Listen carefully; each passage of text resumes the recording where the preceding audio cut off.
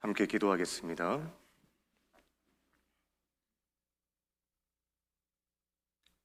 사랑과 은혜가 풍성하신 자비로우신 우리 아버지 하나님, 진심으로 감사를 드립니다. 이렇게 귀하고 소중하신 분들과 5일이라는 시간, 하나님의 말씀인 성경을 배우고 확인해 볼 수 있는 이 축복된 시간을 많고 많은 사람들 가운데 우리에게 허락하여 주신 것 진심으로 감사를 드립니다. 이곳에 나오신 천하보다 더 귀하고 소중하신 분들 한 사람도 예외 없이 하나님이 주시고자 하는 놀라운 축복과 사랑을 모두 다 얻고 기뻐하고 행복해하는 귀한 시간으로 채워주시길 원합니다. 이 시간 온전히 주님께만 의지합니다. 우리를 사랑하시는 예수님 이름으로 기도드립니다. 아멘. 성경 찾겠습니다. 신명기 10장 13절입니다.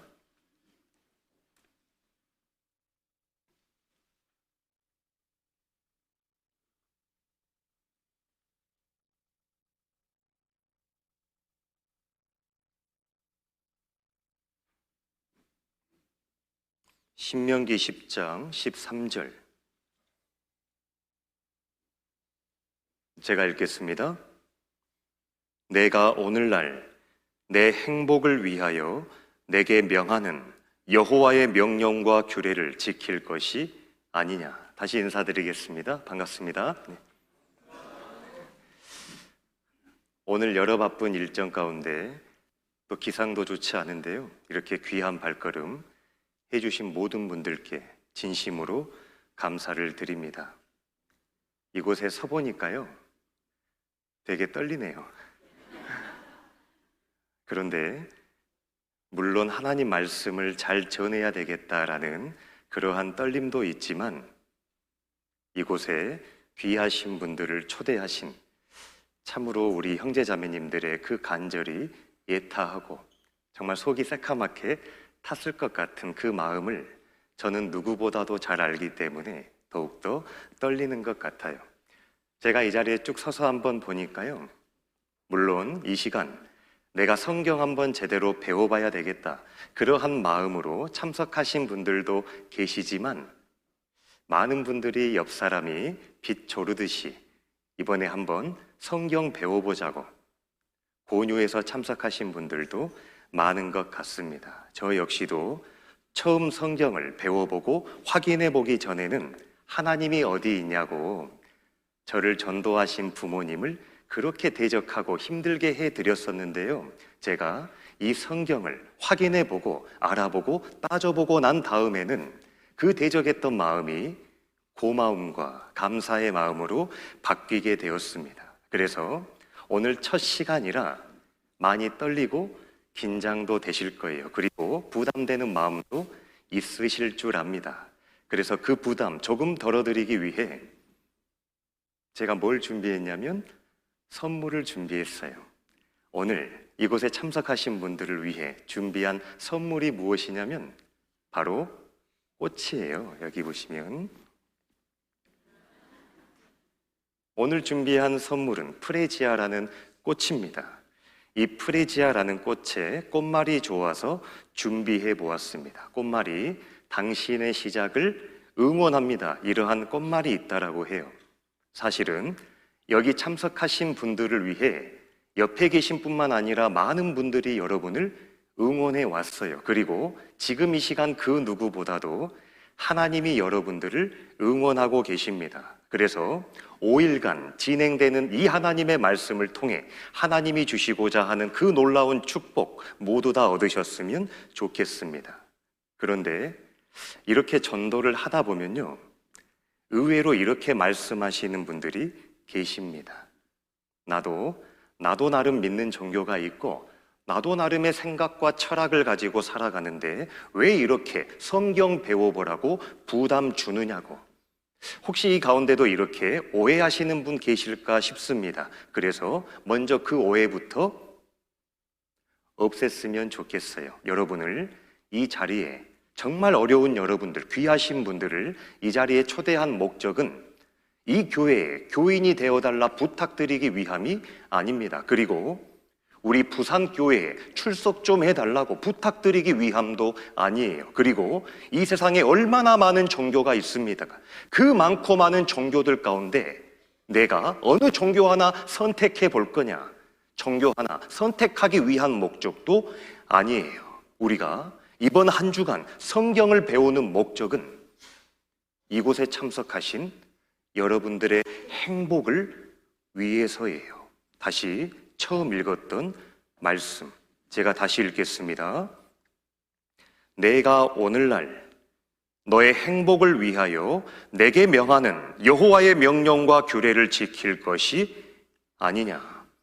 이것이 우리가 한 주간 성경을 배우는 목적이에요. 바로 이곳에 참석하신 분들의 행복을 위해서입니다. 그래서 약 2시간의 시간 말씀이 전해질 거예요. 그런데 제가 확신합니다. 지루할 틈 없을 거예요. 왜냐하면 어떤 종교적인 말씀을 드린다라든지 뜬금없는 말씀을 드리려는 게 아니에요. 바로 이곳에 앉아 계시는 여러분 자신의 이야기를 말씀드릴 거예요. 그러니 지루할 틈 없다라는 겁니다. 감동이 되는 영상을 하나 보려고 하는데요. 이 세상에 의외로 색을 보지 못하시는 분들이 많아요. 그런데 색을 볼 수 있는 안경이 개발이 된 겁니다. 그래서 그동안에 보지 못했던 색을 본 거예요. 그런데 사람들 반응이 어떠하냐면 울어요. 웁니다. 감동이 되어서요. 잠깐 영상 보겠습니다. 선천성 생맹으로 태어난 지미와 제이스 형제. 아버지가 알록달록한 풍선을 보여주며 무슨 색인지 물어보지만 대답하지 못합니다. 하지만 곧이어 엔크로마의 생맹 교정 안경을 쓴 형제는 갑자기 울음을 터뜨리며 말을 잇지 못합니다. 어떤 색깔이 보이냐는 어머니의 거듭된 물음에도 형제는 대답 못하고 서로 꼭 껴안습니다.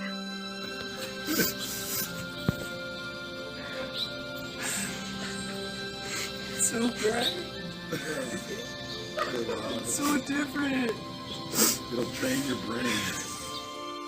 형형색 색의 수건 색깔들을 정확히 구분해내는 형제의 모습에 지켜보던 가족도 눈물을 감추지 못합니다. 하늘 색깔, 티셔츠 무늬 색깔, 어머니의 눈동자 색깔 등을 태어나서 처음 보고 감격하는 형제의 모습은 수많은 네티즌들을 감동시켰습니다. Wow. Oh, look at that. It was like this whole end of the spectrum that I just was completely not aware of. I'm like getting misty. This is amazing.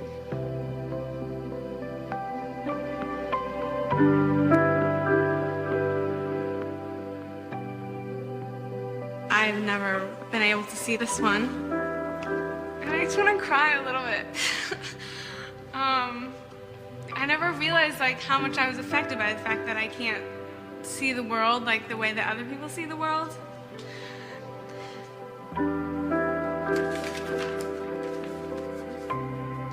When he's drawing, I see him going in and out of his crayon box like 150 times sometimes. Oh wow, that's cool. And now I kind of know why. There's a lot more colors here. All these things that are intentional in life, I never caught on to it.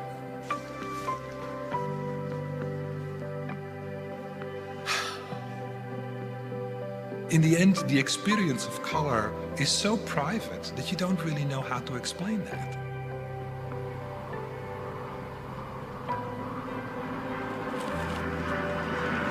So is that what you guys see every day?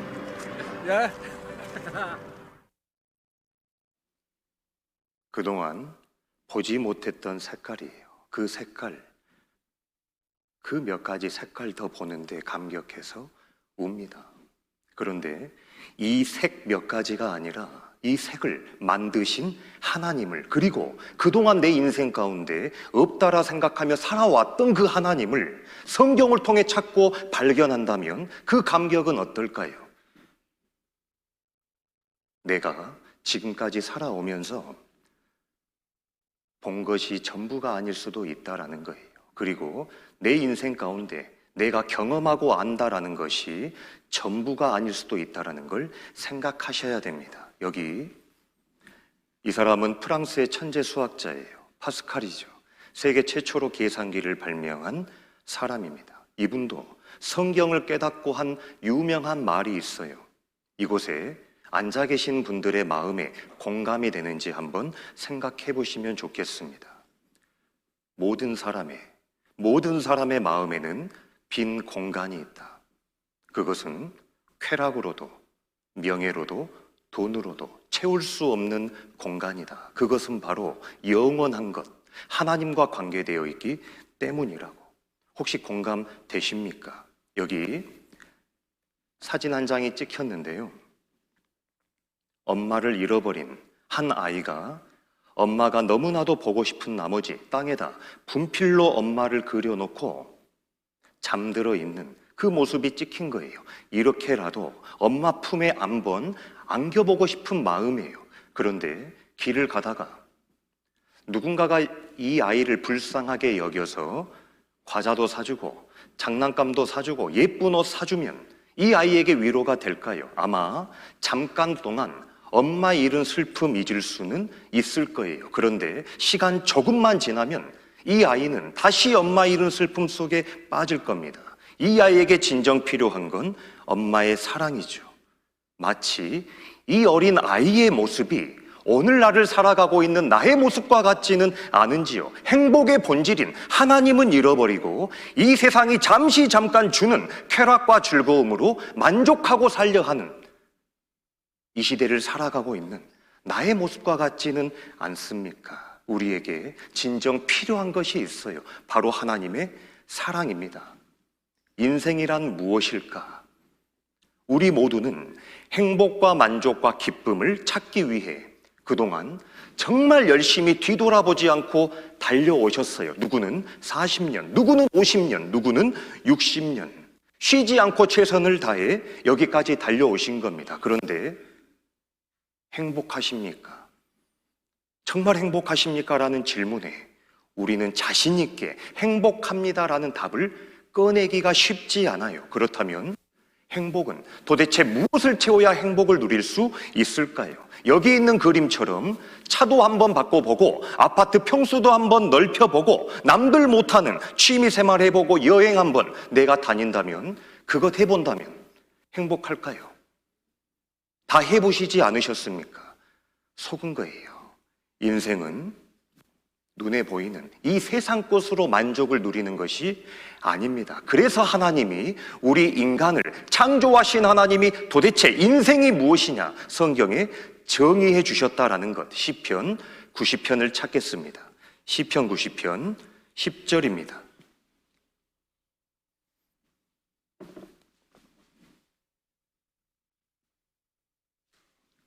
시편 90편 10절.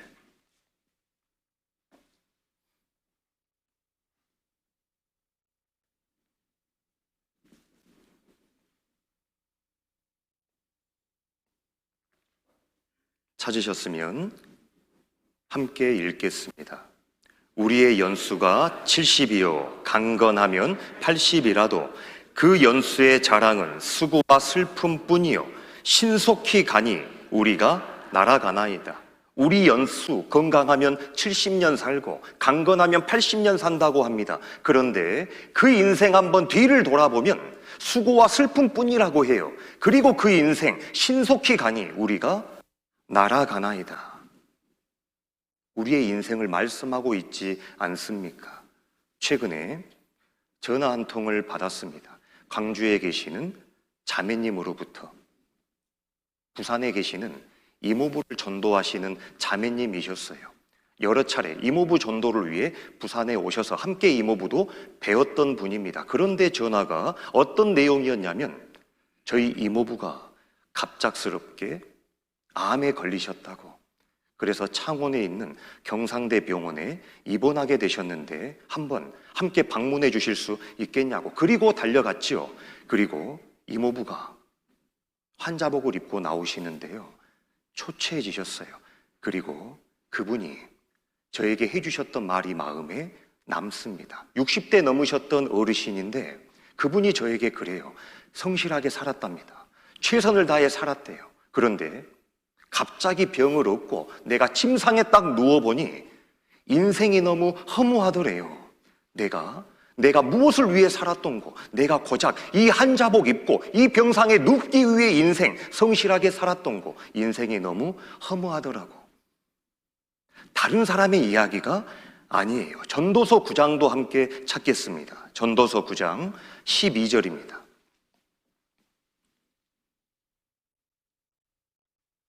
전도서 9장 12절.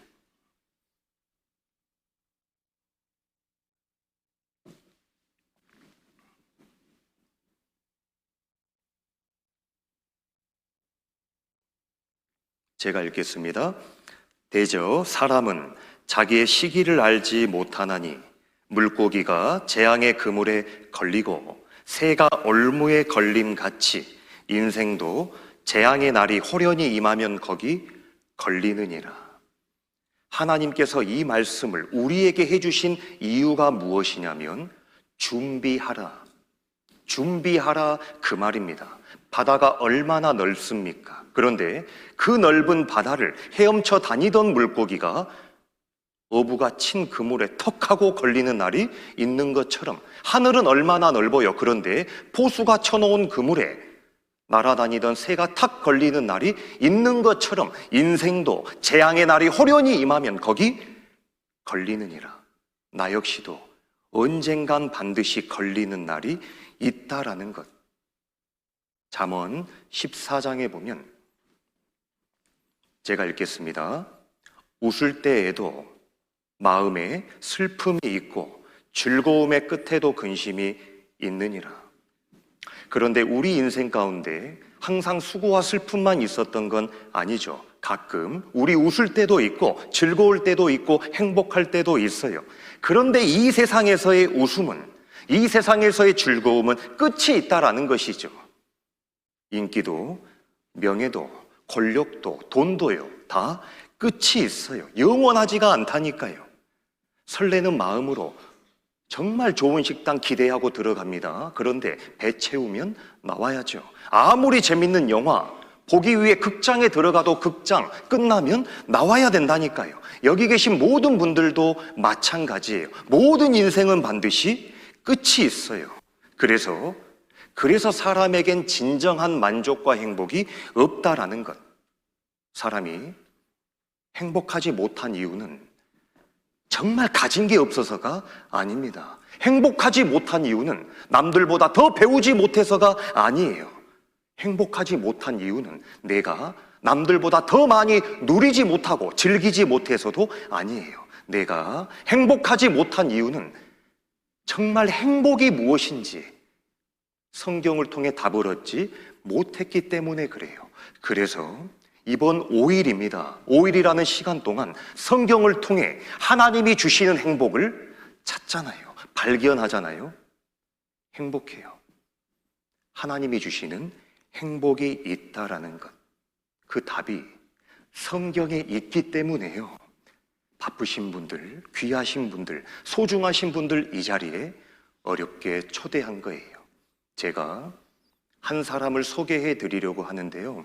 제가 이 사람을 소개해 드리려는 이유와 목적은 지금도 바쁘게 살아가는 많은 세상 사람들이 결국 이 사람이 얻었던 것, 이 사람이 누렸던 것, 나도 조금 얻어보고 누려보기 위해 살아가고 있어요. 그런데 그 모든 것을 다 얻고 누렸던 분이 인생의 마지막에 어떠한 질문을 남기더냐. 그 질문은 나 역시도 반드시 해야 할 질문이기 때문에 이분을 한번 소개해 드리려고 해요. 소개해 드릴 분은 삼성그룹을 만드신 분입니다. 삼성그룹의 창시자 고 이병철 회장입니다. 제가 이분을 소개해 드리려는 이유는 이분이 죽기 한 달 전에 남긴 질문이 세상에 충격을 안겨준 거예요. 이유가 무엇이냐면 대기업의 회장이었기 때문에 당연히 기업 승계나 경영에 관련된 이야기나 유산 상속이나 그런 질문을 남길 거다 생각했던 겁니다. 그런데 그러한 질문은 단 하나도 없다라는 것. 이분이 남긴 모든 질문은 자신의 영혼과 그리고 하나님과 관계된 질문이었던 거예요. 여기 확대해서 보여드리면 신은 있는가로 시작해 지구의 종말은 오나로 끝나 영혼 깊은 곳에서 나온 물음, 요즘 젊은이들도 숙고했으면 좋겠다는 것이죠. 삼성그룹 창업주 고희병철 회장이 타계 한 달 전 질문지를 남겼다. 돈에 관한 얘기도, 기업에 관한 얘기도, 경영에 관한 얘기도 아니었다. 질문을 살펴보도록 하겠습니다. 첫 번째 질문입니다.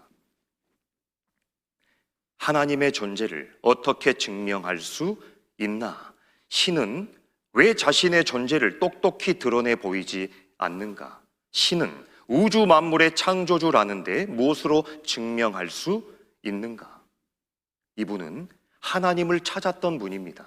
그런데 하나님의 존재를 증명할 수 있는 어떤 증거도 찾지 못한 거예요. 하나님이 자신의 존재를 드러내 주셔야 자신이 창조주라는 증거를 나타내 줘야 믿을 것 아니냐는 질문이죠. 굉장히 이성적이고 합리적인 질문이에요. 사업가였거든요. 모르는데 믿을 수는 없다라는 것이죠. 그리고 7번째, 예수는 우리의 죄를 대신 속죄하기 위해 죽었다는데 우리의 죄란 무엇인가? 왜 우리로 하여금 죄를 짓게 내버려 두었는가? 왜 나는 죄를 지을 수밖에 없느냐 고민하셨던 분입니다.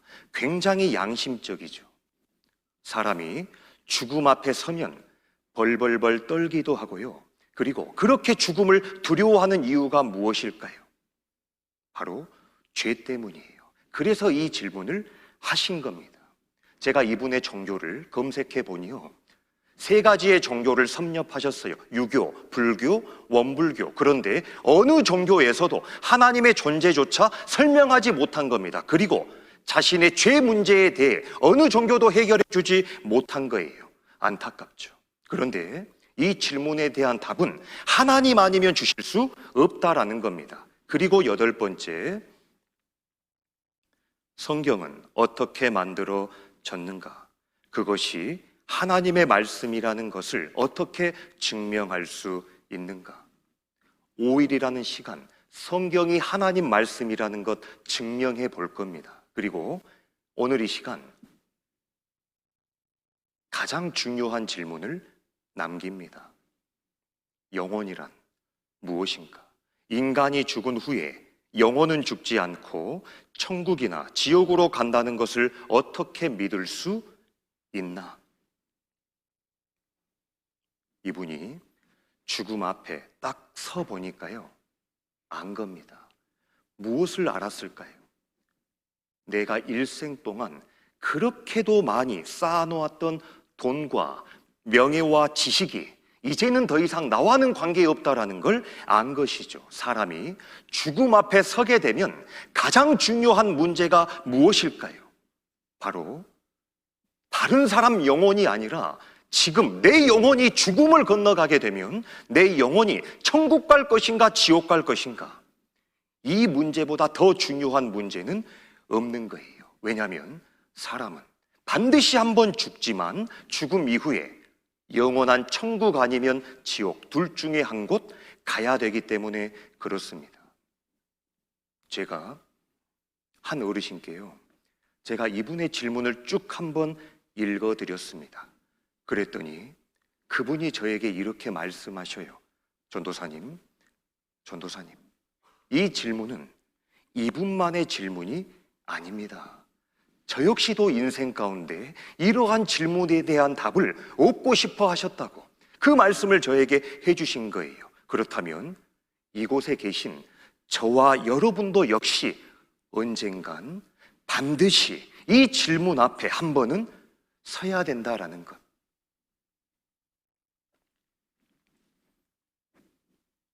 여기 말기암 환자들이 하는 7가지 질문이 있대요. 호스피스 병동, 이 병동은 말기암 환자들이나 곧 죽음을 앞두신 분들이 죽음이 임박한 환자들을 이제 간호하는 의료 시설이죠. 그곳에 근무하신 간호사가 책을 내셨는데 말기 암 환자들이 하시는 질문이 있다고 해요. 제가 하나하나 읽어드릴게요. 첫 번째 질문입니다. 인간이란 무엇인가? 어디서 왔다가 어디로 가는가? 죽음은 어떻게 오는가? 죽는다는 것은 무엇인가? 죽음 이후엔 정말 내세가 있는가? 차가운 땅 속에 묻혀 숨도 못 쉬고 그 다음에는 어떻게 될 것인가? 신은 정말 존재하는가? 저는 하고 있는 일의 특성상 암 환자들, 곧 죽음을 앞두신 분들 만날 기회가 종종 있습니다. 그런데 혹시 죽음을 앞둔 암 환자들의 특징이 무엇인 줄 아십니까? 특징이 있어요. 그것은 바로 지금 눈앞에 보이는 세상 것, 이 세상 것으로 고민하는 사람이 없다라는 것이죠. 내가 사놓은 주식이 오를 것인가 떨어질 것인가, 내가 살고 있는 아파트 값이 떨어질까 오를까, 그것으로 고민하는 암 환자 지금까지 못 만나봤어요. 그런데 놀랍게도 건강하실 때, 정말 힘 있으실 때 가족들의 간절한 권유로 복음을 전하러 가거든요. 그런데 그때는 그렇게 매몰차게 거절하셨던 분들도 막상 죽음 앞에 서게 되면 이러한 질문을 저에게 하셔요. 어이, 전도사 양반, 진짜 천국 지옥이 있다요. 천국 지옥이 있다요. 그렇다면 내가 어떻게 해야 천국에 갈 수 있다요? 좀 알려주시오. 그런 어르신들을 볼 때 마음이 아플 때가 많아요. 왜요? 조금이라도 건강하실 때, 정말 조금이라도 힘이 있으실 때 미리 하나님 만날 준비하시고 하루하루 행복하게 사셨으면 좋잖아요. 지금이라도 마음을 돌이키셔서 감사는 되지만 마음에 아쉬움이 남을 때가 많아요. 다음으로 미룰 일이 아니지 않습니까? 한 연예인이 이 호스피스 환자를 가상으로 체험한 장면이 TV에 나온 적이 있는데요. 그 인터뷰 장면을 잠깐 보도록 하겠습니다. 죽음을 호스피스 분들 있잖아요. 그분들이 이제 오셔가지고 뭘 이렇게 작성을 해보라고 그러시는 거예요. 처음에는 제 신체 부위 중에서 가장 소중한 부위를 쓰래요. 그래서 뭐 이렇게 썼어요. 그래도 눈이 있어서 봐야 되고, 코가 있어서 냄새를 맡아야 되고, 입이 있어서 사랑한다는 말도 해야 되고, 먹어야 되고, 이러면서 뭐 이렇게 썼어요. 그랬더니 소중한 보물에 대해서 쓰래요. 내가 이제 가장 소중하게 생각하는 거 보물 쓰고, 그 다음에 소중한 가족 쓰고, 뭐 이렇게 여러 가지를 썼어요. 그리고 내 인생에 정말 놓치기 싫은 것들, 뭐 일 뭐 이런 거 있잖아요. 근데 갑자기 호스피스 분이, 자, 당신이 지금 병원에 입원을 했는데 당신에게 지금 안 좋은 병이 생겼습니다. 여기서 5개를 지우세요. 그러는 거예요. 그래서 이제 5개를 이렇게 지웠어요. 5개를 지웠는데, 자, 다음 날 됐더니 당신의 상태가 아주 안 좋습니다. 또 지우세요. 2개를 지우세요. 이러는 거예요. 근데 정말 눈물이 나? 점점 이렇게 지워갔는데 다른 건 다 지우겠어요. 나 다리도 자르고요. 내 엉덩이 다 지우고 다 지웠어요. 근데 이제 일도 지웠어요. 제가 그렇게 소중했던 일도 지우고 돈도 지우고 통장도 지우고 다 지웠는데 이제 가족이 남은 거예요. 애들을 쭉 써놓고 남편을 맨 위에다 써놨는데 엄마 아버지는 거기 들어가지도 않았어요. 그러니까 제가 지우면서도 어머 세상에 난 어떻게 엄마 아버지를 놓지도 않았니 이런 생각이 들면서 애들을 지우는데 안 지워지는 거예요. 이게 못 지우지. 못 지우겠는 거예요. 그래서 눈물이 막 나면서 내가 이 일을 왜 하고 있는지, 내가 왜 이렇게 바둥바둥 사는지, 정말 우리 가족을 더 사랑해야 되겠다는 생각이 들면서 제가 그 방송을 다 못하겠더라고요. 눈물이 너무 나서. 나 못하겠어요. 정말 이런 거 시키지 마요. 제발 이런 거 시키지 마요. 그랬더니 그 호스피스 분이 그걸 죽음을 앞둔 많은 환우분들이 하고 계십니다. 그래.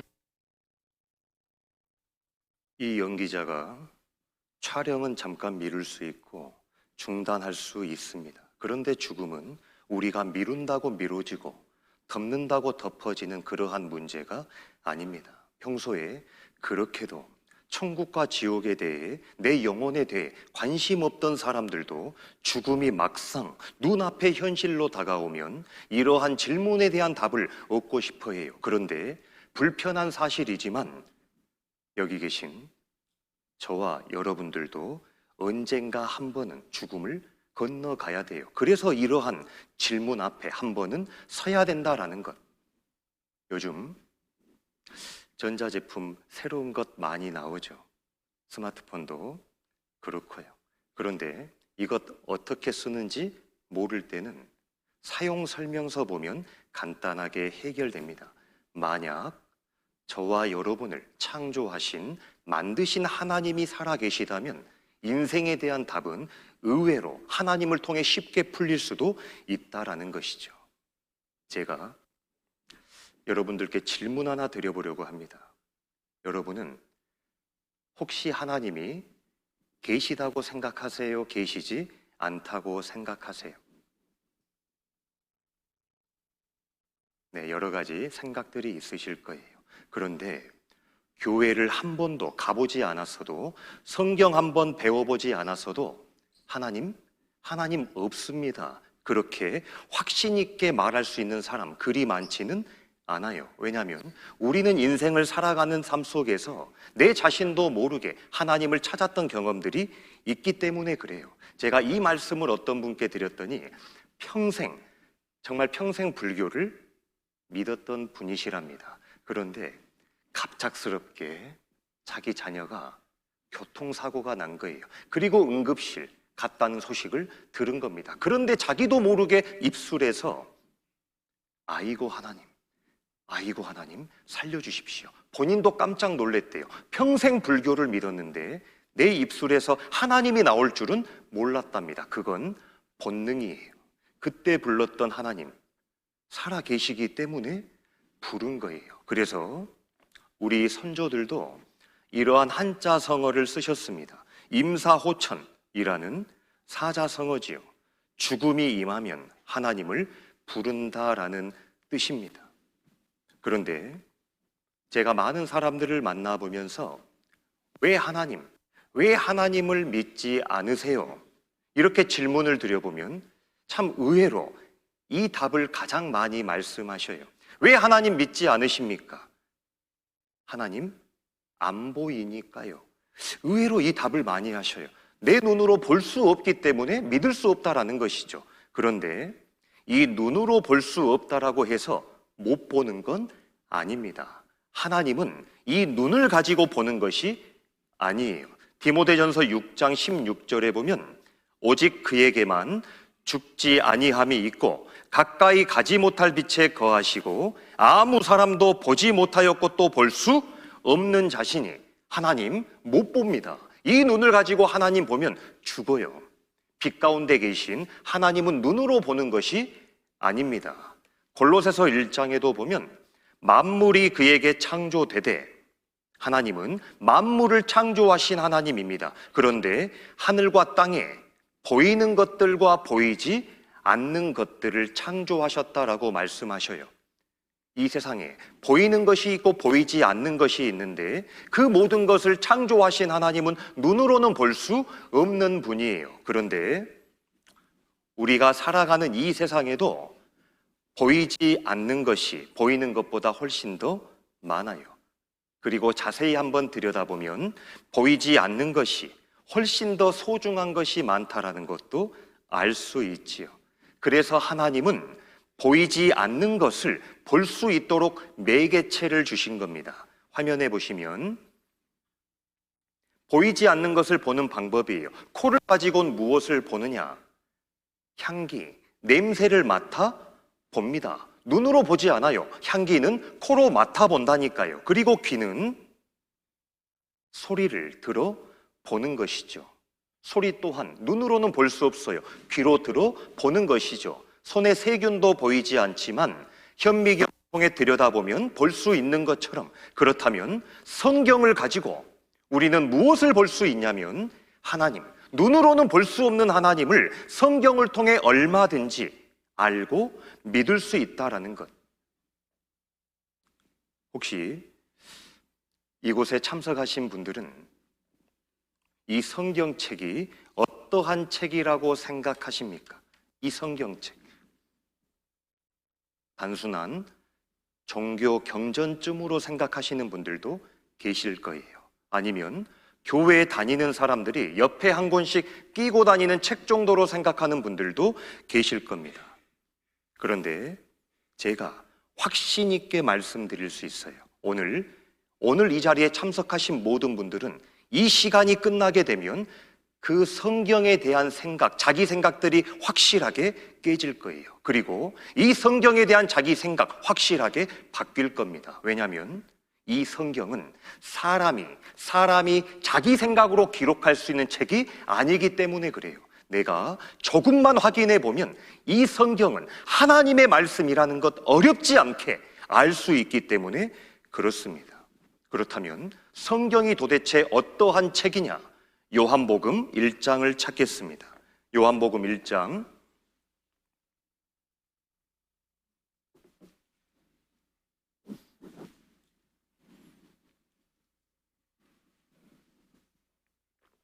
1절입니다.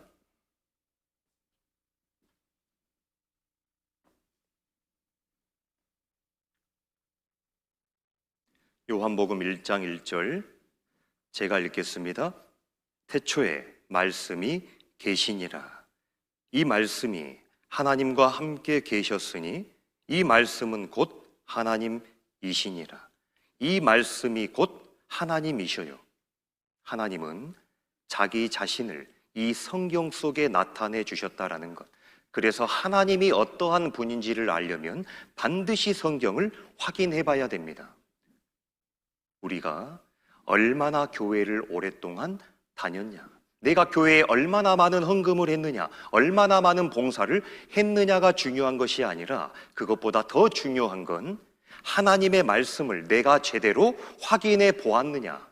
이것은 훨씬 더 중요한 문제예요. 왜냐하면 성경을 열어보고 성경을 확인해 보지 않고서는 하나님이 어떠한 분인지 알 길이 없기 때문에 그래요.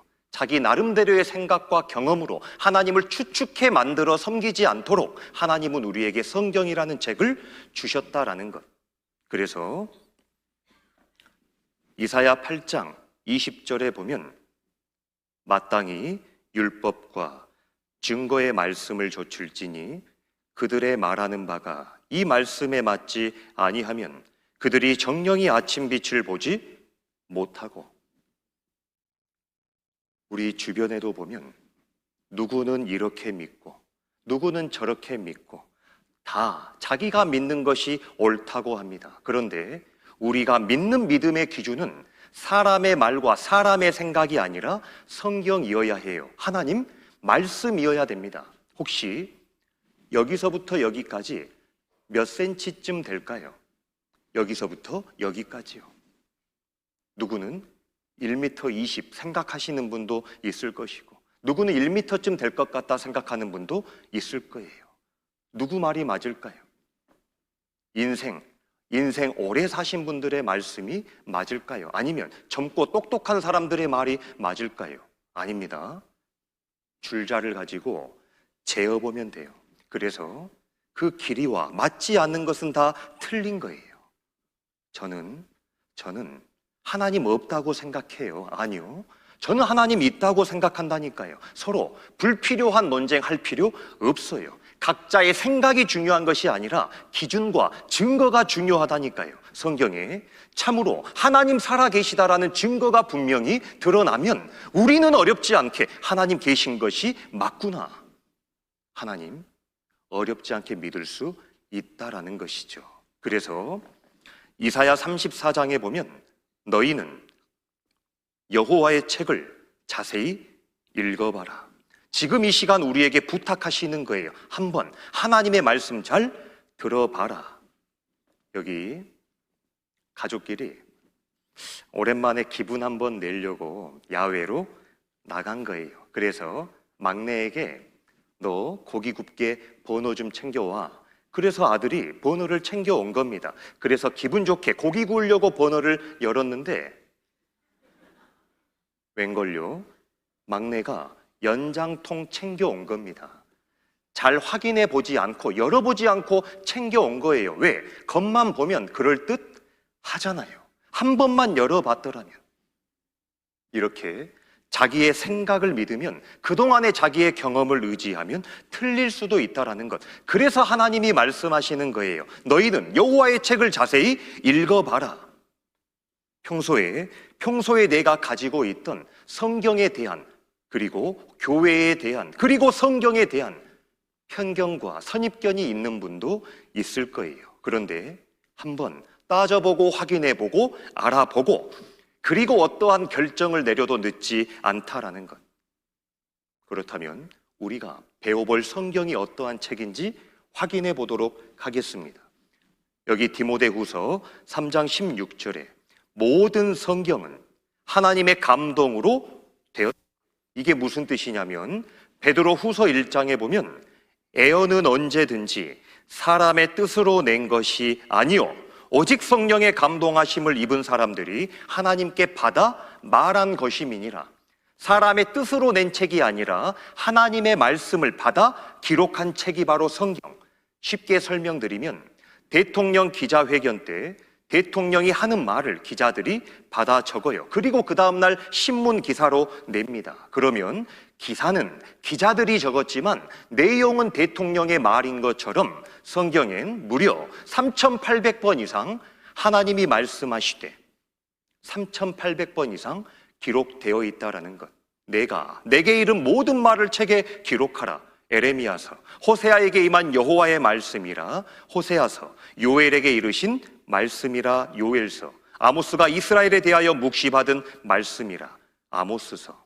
이처럼 성경은 하나님의 감동을 입은 사람들이 하나님으로부터 받아 기록한 책인 거예요. 우리가 서점에 가도 아무런 책을 고르기보다 그래도 베스트셀러가 무엇인지 참고할 때가 있죠. 그런데 성경은 수천 년 전에 된 책인데도 불구하고 세상에서 가장 많이 읽혀진 책이 바로 성경.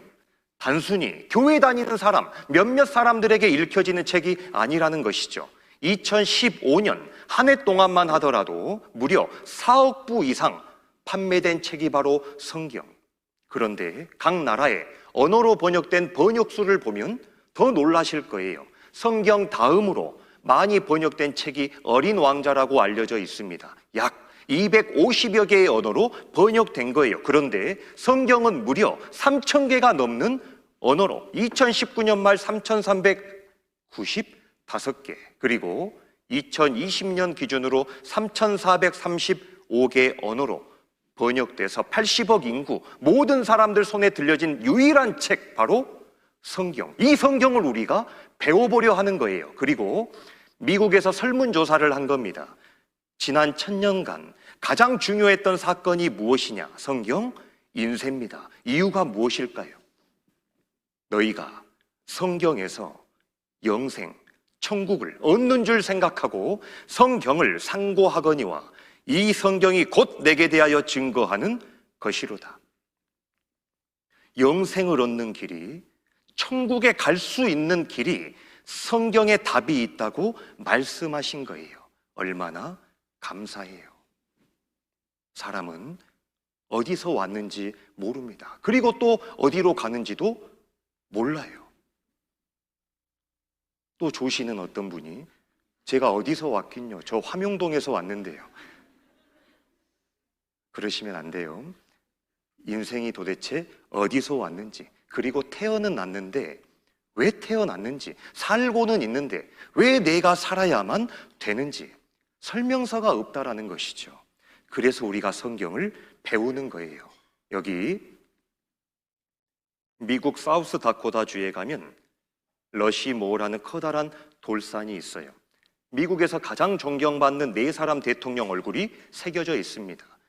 이 대통령 조각을 시작했을 당시가 1927년, 그것도 미국의 31대 엘버트 후버 대통령 당시에 이 작업을 한 거예요. 그런데 31대면 앞에 많은 대통령들이 있었겠잖아요. 그런데 왜 이 네 사람의 대통령이 선정된 걸까? 이 네 사람에겐 공통점이 있습니다. 자, 초대 대통령 조지 워싱턴, 성경 없이는 미국을 다스릴 수 없다고.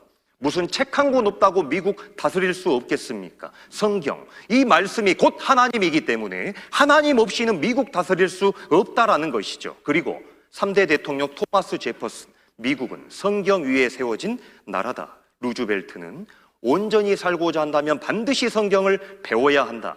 그리고 링컨은 하나님이 인간에게 주신 가장 귀한 선물은 성경이다. 그리고 예수님이 직접 하신 말씀이에요.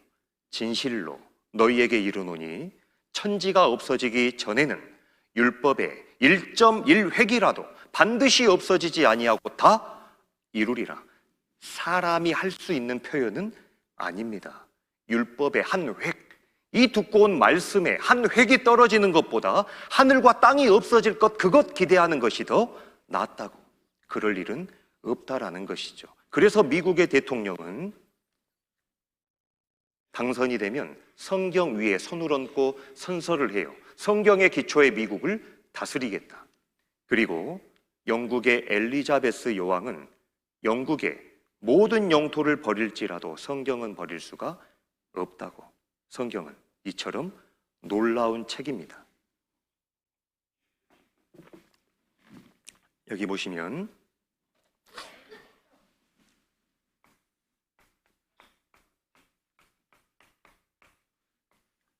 영원부터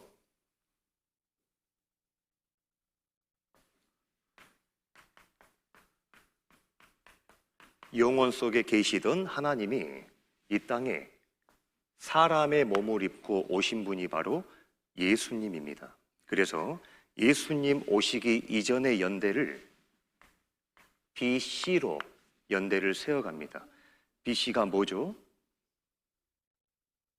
또 조시다 카드 그러시면 안 돼요. 네, Before Christ, 예수님 오시기 이전이라는 뜻입니다. 그리고 우리가 살아가고 있는 2024년은 AD로 표기를 해요. 예수님이 이 땅에 오신 이후라는 뜻이죠.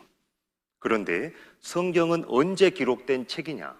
예수님이 이 땅에 오시기 무려 1500년 전에 구약 39권이 기록됩니다. 그리고 예수님 오신 지 100년, 이때 신약 27권이 기록이 돼요. 총 1600년이라는 시간 동안에 걸쳐 성경이 완성이 됩니다. 한번 잘 생각해 보세요. 1600년입니다. 1600년이라는 시간 동안에 무려 40명의 사람에게 받아 적게 한 거예요. 그런데 그들은 태어난 연도도 다릅니다. 그리고 살았던 지역도 달라요. 그리고 그들은 지식 수준도 다릅니다. 그리고 그들은 직업도 달라요. 뽕나무 배양하는 사람부터 왕까지 다양한 직업들을 가지고 있는 거예요. 그런데 이 40명이 66권의 책을 받아 적어요. 그런데 놀랍게 66권이 통일성이 있다라는 것, 무엇으로 설명 가능할까요? 사람은 1600년 살 수 없잖아요. 하나님 한 분이 1600년이라는 시간 동안에 40명에게 받아 적게 해야만 66권 통일성이 있다라는 것 쉽게 설명이 됩니다. 성경은 놀라운 특징이 있어요. 어떠한 특징이 있냐면 성경은 단 한 구줄도 땅에 떨어지지 않고 다 이루어지고 성취된다라는 특징이 있습니다. 그런데 1947년도에 이 성경이 더해지거나 빼지거나 편집되었을 거다. 성경 편집서를 주장했던 학파가 등장하게 됩니다. 그런데 합리적인 의심을 해볼 만도 했던 것이 우리가 보고 있는 이 구약 성경은 AD 900년에 기록된 마소라 사본을 채택해서 보고 있는 거예요. 그런데 구약 39권은 BC 400년경에 기록이 끝나거든요. 그러니 400년부터 900년까지 1300년이라는 시간 동안에 충분히 검증해 볼 사본이 발견이 안 된 거예요. 그래서 전해져 내려오면서 얼마든지 더해지거나 빼질 수 있지 않느냐고 합리적 의심이죠. 그런데 1947년도 이스라엘 사해바다 부근에 쿰란 동굴이 있습니다. 그곳에서 무려 성경 10만 조각이 발견이 돼요. 그런데 언제 기록된 성경이냐 확인해 봤더니 예수님이 이 땅에 오시기 이전 BC 150년경에 기록된 성경이라는 것이 밝혀져요. 우리가 보고 있는 구약 성경보다 무려 1000년이나 이전에 기록된 사본이 발견된 겁니다. 세상의 이목이 집중돼요. 우리가 보고 있는 성경과 과연 예수님이 오시기 이전에 기록된 성경이 과연 같을까? 아니면 더하거나 빼졌을까? 확인해 본 결과 전혀 고쳐지지 않았다라는 것. 성경은 하나님의 말씀이에요. 이렇게 놀라운 하나님의 말씀이 성경인데 성경은 총 몇 장으로 이루어져 있는지 아세요? 성경. 제가 쉽게 기억할 수 있도록 알려드리겠습니다. 부산의 가장 높은 산이 어디일까요? 금정산입니다. 801m예요. 그러면 제가 퀴즈 하나 낼게요. 전라도 광주의 가장 높은 산은 무슨 산일까요? 제가 답을 말씀드렸네요. 무슨 산이냐 해야 되는데 무등산이라고 그래버렸네요. 네, 맞아요. 무등산입니다. 그런데 그 무등산의 높이가 몇 미터냐면 1189m예요. 그래서 무등산 산장에 가는 버스 번호가 1189번입니다. 그런데 놀랍게도 성경이 1189장으로 이루어져 있어요. 그런데 더 놀라운 건 이 1189장의 3분의 1이 앞으로 이루어질 예언, 미래에 대해 기록이 되어 있다라는 겁니다. 그리고 더 놀라운 건 성경엔 2930명 사람의 인명이 기록이 되어 있고 그리고 1551곳의 지명이 기록되어 있다라는 겁니다. 이것은 무엇을 우리에게 의미해 주시냐면 이것은 얼마든지 이 성경이 사실인지 아니면 거짓인지 우리가 살펴보고 확인해 보면 입증할 수 있다라는 것이죠. 검증할 수 있다라는 겁니다. 제가 이렇게 예를 들어도 될지 모르겠는데 한번 예를 들어볼게요. 내일 저녁 7시 30분에 부산 덕천동이라는 곳에 가면 폴리텍 대학이 있는데 그 대학 밑에 부산교회라고 있습니다. 그런데 그 부산교회 3층 대강당에 들어가면 아마 한 전도인 김진환이라는 이름을 가진 전도인이 하나님의 말씀을 전하고 있을 거예요. 그런데 그 전도인은 특징이 있어요. 키가 크고 인상이 좋을 거예요. 이렇게 자세하게 이야기를 했다면 입증해보고 검증해 볼 수 있지 않겠습니까? 그런데 성경은 이와 비교되지 않는 내용들을 하나님이 성경에 미리 기록해 주시고 우리에게 입증하고 검증해 볼 수 있도록 성경이 사실이라는 것 확인하고 바르게 믿음 가질 수 있도록 주신 책이 바로 우리 앞에 놓여 있는 성경이라는 책입니다. 여기 설명드렸던 것 다시 한번 말씀을 드리면 성경은 무려 1600년 동안 기록이 되었어요. 그것도 총 66권이 기록 장소도 다르고 받아 적은 사람도 다른데 하나님 한 분이 불러주셨기 때문에 통일성이 있다라는 것. 그런데 어떤 사람들은 성경이 원본은 없거든요. 전해져 내려오는 사본만 있기 때문에 이 내용이 변조되지 않았을까 의심하는 사람이 있었던 겁니다. 여기 보시면 성경은 1600년 동안 기록된 거예요. 그런데 1947년도에 성경이 편집됐을 거다. 이유는 우리가 보고 있는 AD 900년의 마소라 사본, 그런데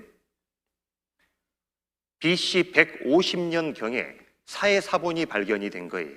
쿰란 동굴에서 확인해 보니까 지금 우리가 보고 있는 성경과 전혀 다르지 않다라는 것, 성경은 전혀 고쳐지지 않았다라는 사실이 밝혀진 겁니다. 47년 동굴에서 사본의 역사를 무려 1000년이나 앞당긴 거예요. 성경이 후대 몇몇 사람들에 의해 고쳐진 것 아니냐 하는 의혹이 불식된 겁니다. 바로 이곳이죠. 그래서 학생들이 배우는 세계사 책에도 내용이 수록되어 있어요. 사회 사본을 엄밀히 조사 연구한 결과 현재 가지고 있는 구약 성경의 내용이 틀림없다는 것이 증명되었다. 2200년 전 성경이나 오늘날에 우리가 보고 있는 성경의 내용이 같다라는 것. 이 성경은 사람에 의해 변질되거나 고쳐질 수 있는 그런 성격의 책이 아니라는 것. 하나님 살아계셔요. 그리고 성경은 사실입니다. 여기 맹신이라고 되어 있죠. 맹신이 무엇이냐면 무조건 믿는 거예요. 그리고 미신이 무엇이냐면 모르는데도 믿는 겁니다. 그리고 잡신은 무엇일까요? 아무거나 믿는 것은 잡신이죠. 오늘 우리가 성경을 확인해보고 배워보려는 이유는 확신을 갖기 위함이에요. 왜냐하면 성경을 보면 확실하게 알고 믿을 수 있기 때문입니다. 그래서 하나님이 사람에게 가장 먼저 알려주고 싶었던 것이 무엇일까요? 다 함께 창세기 1장 1절을 찾겠습니다. 창세기 1장 1절.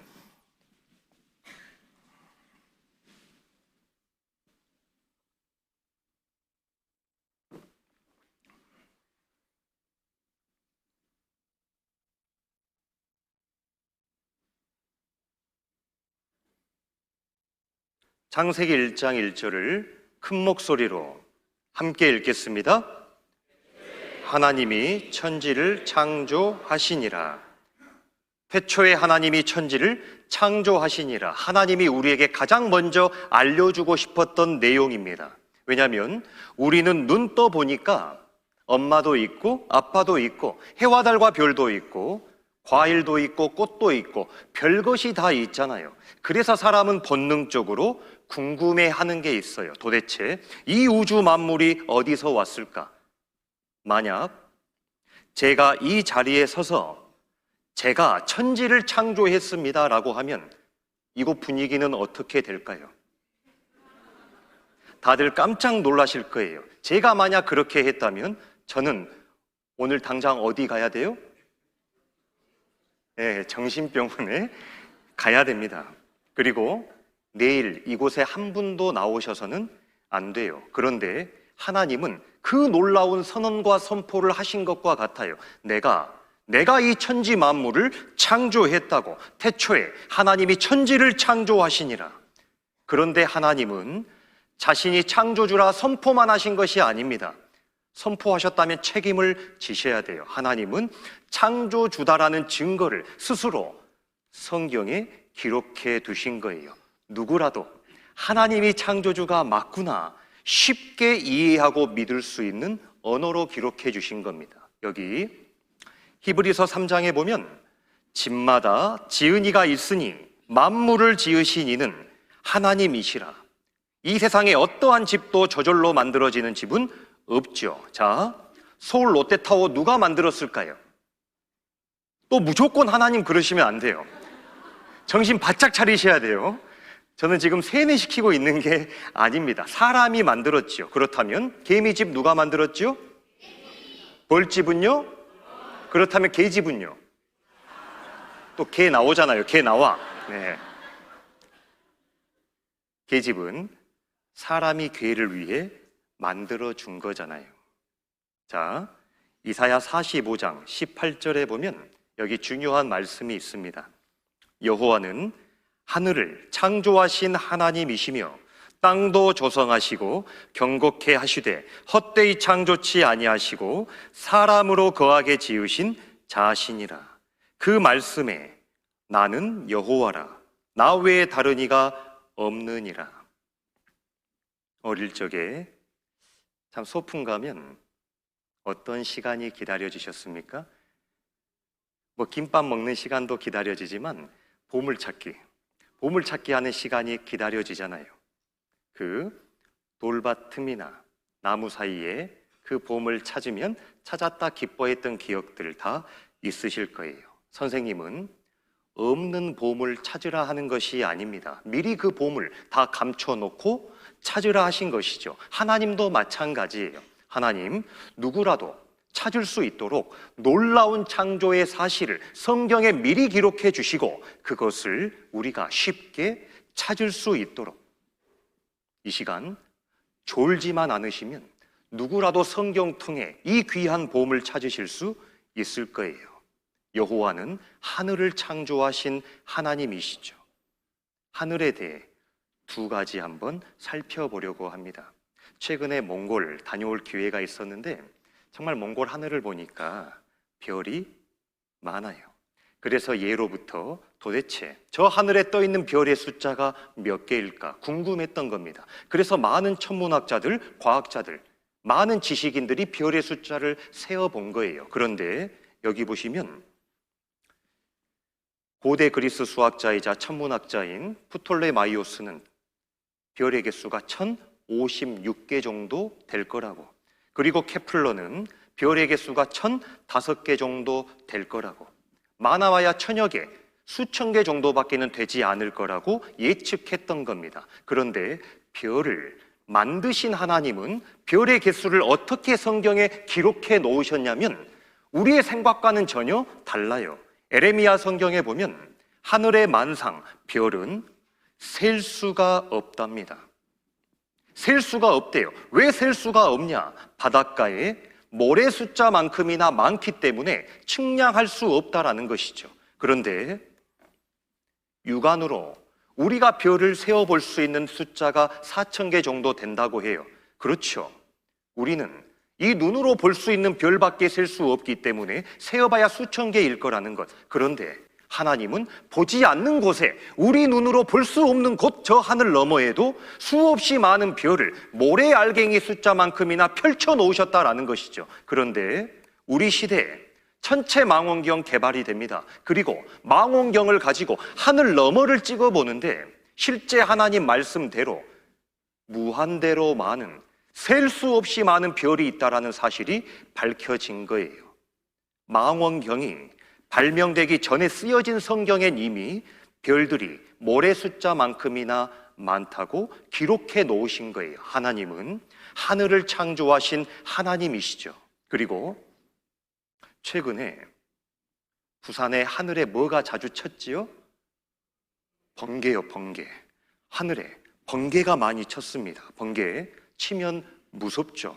두려운 마음이 듭니다. 실제 외국에서는 번개를 맞고 이렇게 비행기와 차가 손상을 입기도 해요. 그리고 번개를 맞아 수백 마리 짐승들이 죽기도 합니다. 그런데 하나님이 번개를 가지고 우리가 쉽게 이해하지 못할 표현을 기록해 놓으신 거예요. 욥기 36장에 보면 그가 번개 빛으로 만민을 뭐 하시며?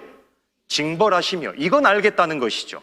혼낸다라는 건 알겠는데 식물, 음식을 풍비히 만들어 주신대요. 이건 사람의 생각으로 이해하기가 어려웠던 겁니다. 아니, 번개가 치는데 어떻게 음식이 만들어질 수 있느냐고. 그런데 우리나라 속담에 여름철에 번개가 잦으면 뭐가 든대요? 풍년이 든대요.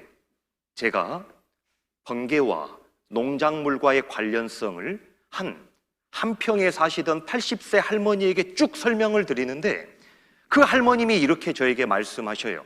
예, 전도사님, 제가 어렸을 때 저희 아버지가 저에게 이렇게 말씀해 주셨습니다. 올해 번개가 많이 치는 걸 보니까 아주 농사가 잘 되겠구나, 풍년 들겠구나, 그랬다라는 거예요. 그런데 아버님은 성경 배워본 적 없다라는 겁니다. 아버님은 40-50년 농사 짓는 그 경험 속에 번개가 많이 칠 때 풍년 들었던 경험을 딸에게 이야기해 준 거예요. 그런데 하나님은 어떻게 수천 년 전 성경에 번개가 음식물과 관련이 있다라는 것 어떻게 기록해 놓으셨냐고요. 하나님이 아니면 하실 수 없는 표현이죠.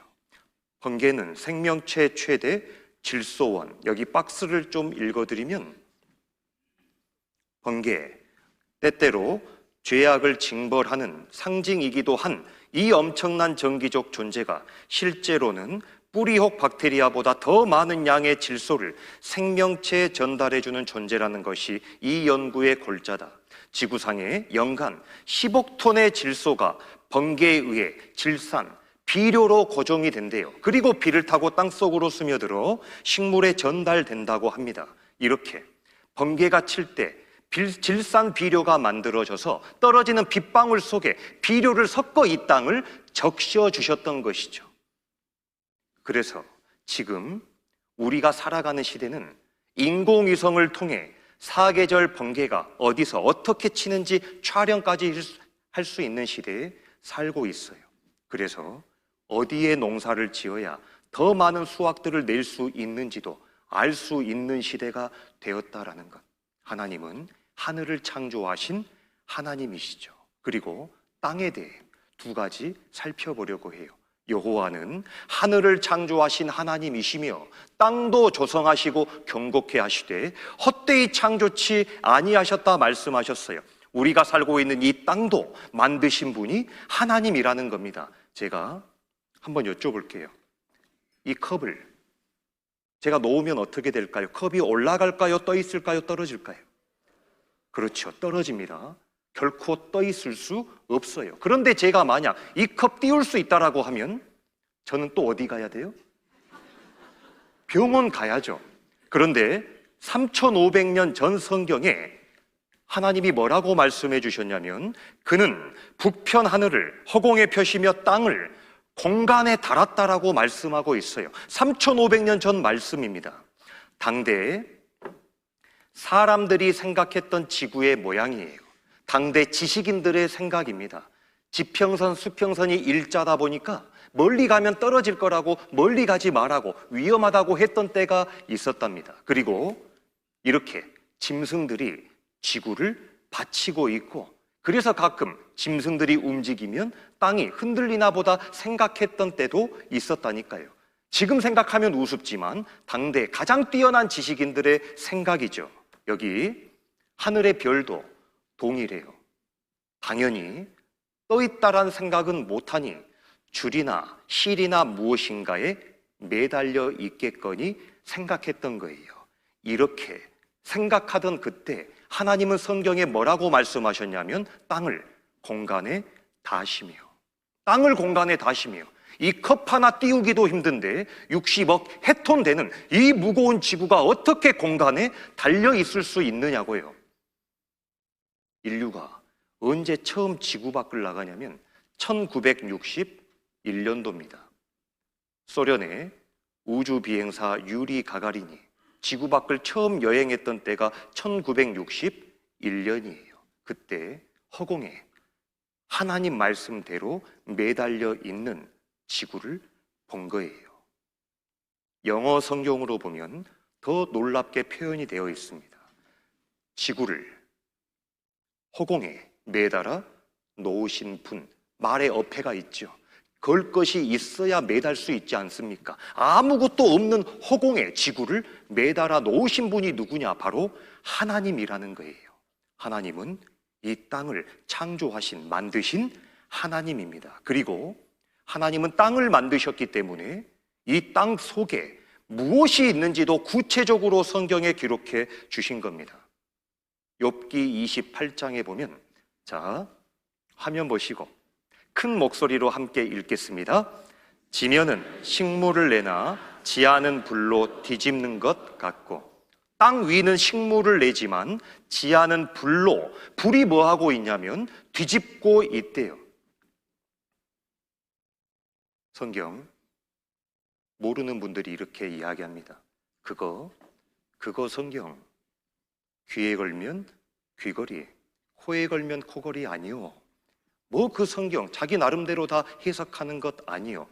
그런 말 하시는 분은 성경을 진지하게 한 번도 확인해 보지 않았기 때문에 그래요. 어떻게 성경이 애매모호합니까? 두리뭉실합니까? 내 영혼이 천국 가느냐 지옥 가느냐에 문제가 달린 이 말씀이 어떻게 애매모호하게 기록될 수 있겠어요? 그렇지 않아요. 지면은 식물을 내나 지하는 불로 뒤집는 것 같고 굉장히 구체적으로 말씀해 주신 거예요. 만에 하나 땅 속에 불이 없고 불이 뒤집고 있지 않다면 이 성경 거짓되는 겁니다. 그래서 하나님은 누구도 표현할 수 없는 내용들을 성경에 구체적으로 기록해 주신 거예요. 지구 내부가 어떻게 생겼는지 알아내는 시대입니다. 지구 중심 온도가 7,000도 넘는 불이 들었다라는 것도 상식이고, 그리고 지구 속의 불덩이가 뒤집고 있다라는 것도 밝혀지죠. 지구는 안에서도 돌고 있어요. 지구는 공전과 자전을 합니다. 그런데 지구 안에서도 회전이 일어나고 있다는 사실을 알고 있는 분은 많지 않을 것 같네요. 그런데 지구 안에서는 조금 더 복잡한 구조로 회전하고 있어요. 자, 지구가 만약 불덩이가 회전하지를 않으면 자기장을 만들어내지 못한대요. 이 자기장을 지구 속의 불과 회전이 만들어낸다고 합니다. 그래야만 1억 5천만 킬로미터 떨어져 있는 저 태양으로부터 오는 10만도 넘는 초속 400km로 직진해 오는 태양풍을 막아낼 수가 있대요. 여호와는 하늘을 창조하신 하나님이시며 땅도 조성하시고 경곡해 하시되, 이유가 무엇이냐면 나로 이 땅에 거할 수 있도록 창조해 주셨다라는 것. 성경은 하나님의 말씀입니다.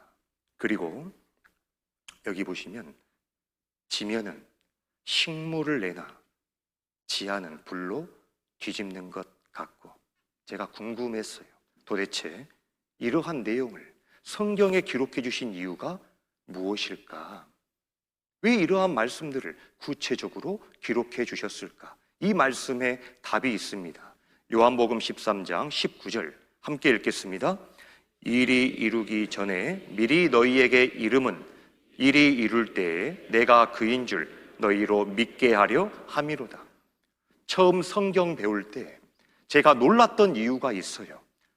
단순한 종교 경전에 오늘 시간 때문에 몇 가지만 살펴본 겁니다. 왜 이러한 내용들이 기록되어 있느냐라는 거예요. 국어책은 국어와 관련된 내용, 수학책은 수학, 영어책은 영어와 관련된 내용만 기록되면 되잖아요. 종교 경전이라면 서로서로 돕고 착하게 살고 성실하게 사랑하라는 내용으로 기록되면 됩니다.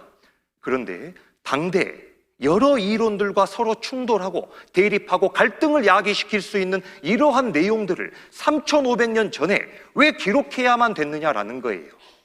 일이 이루기 전에, 어떠한 일이 이루어지기 전에 미리 성경에 기록해 주신 이유는 하나님 말씀대로 일이 이루어지는 것을 보면 하나님이 정말 계시다라는 것, 우리에게 믿을 수 있도록, 그래야 하나님을 바르게 믿을 수 있기 때문에 하나님은 이러한 놀라운 사실을 성경에 기록해 주신 거예요. 우리가 기적 속에 살고 있다는 것 아십니까? 화면 띄워주세요. 20만 가지가 넘는 조건이 이렇게 맞아야만 내가 살아요. 저절로가 아닙니다. 하나님 계셔요. 이사야 40장입니다. 이사야 40장 26절입니다.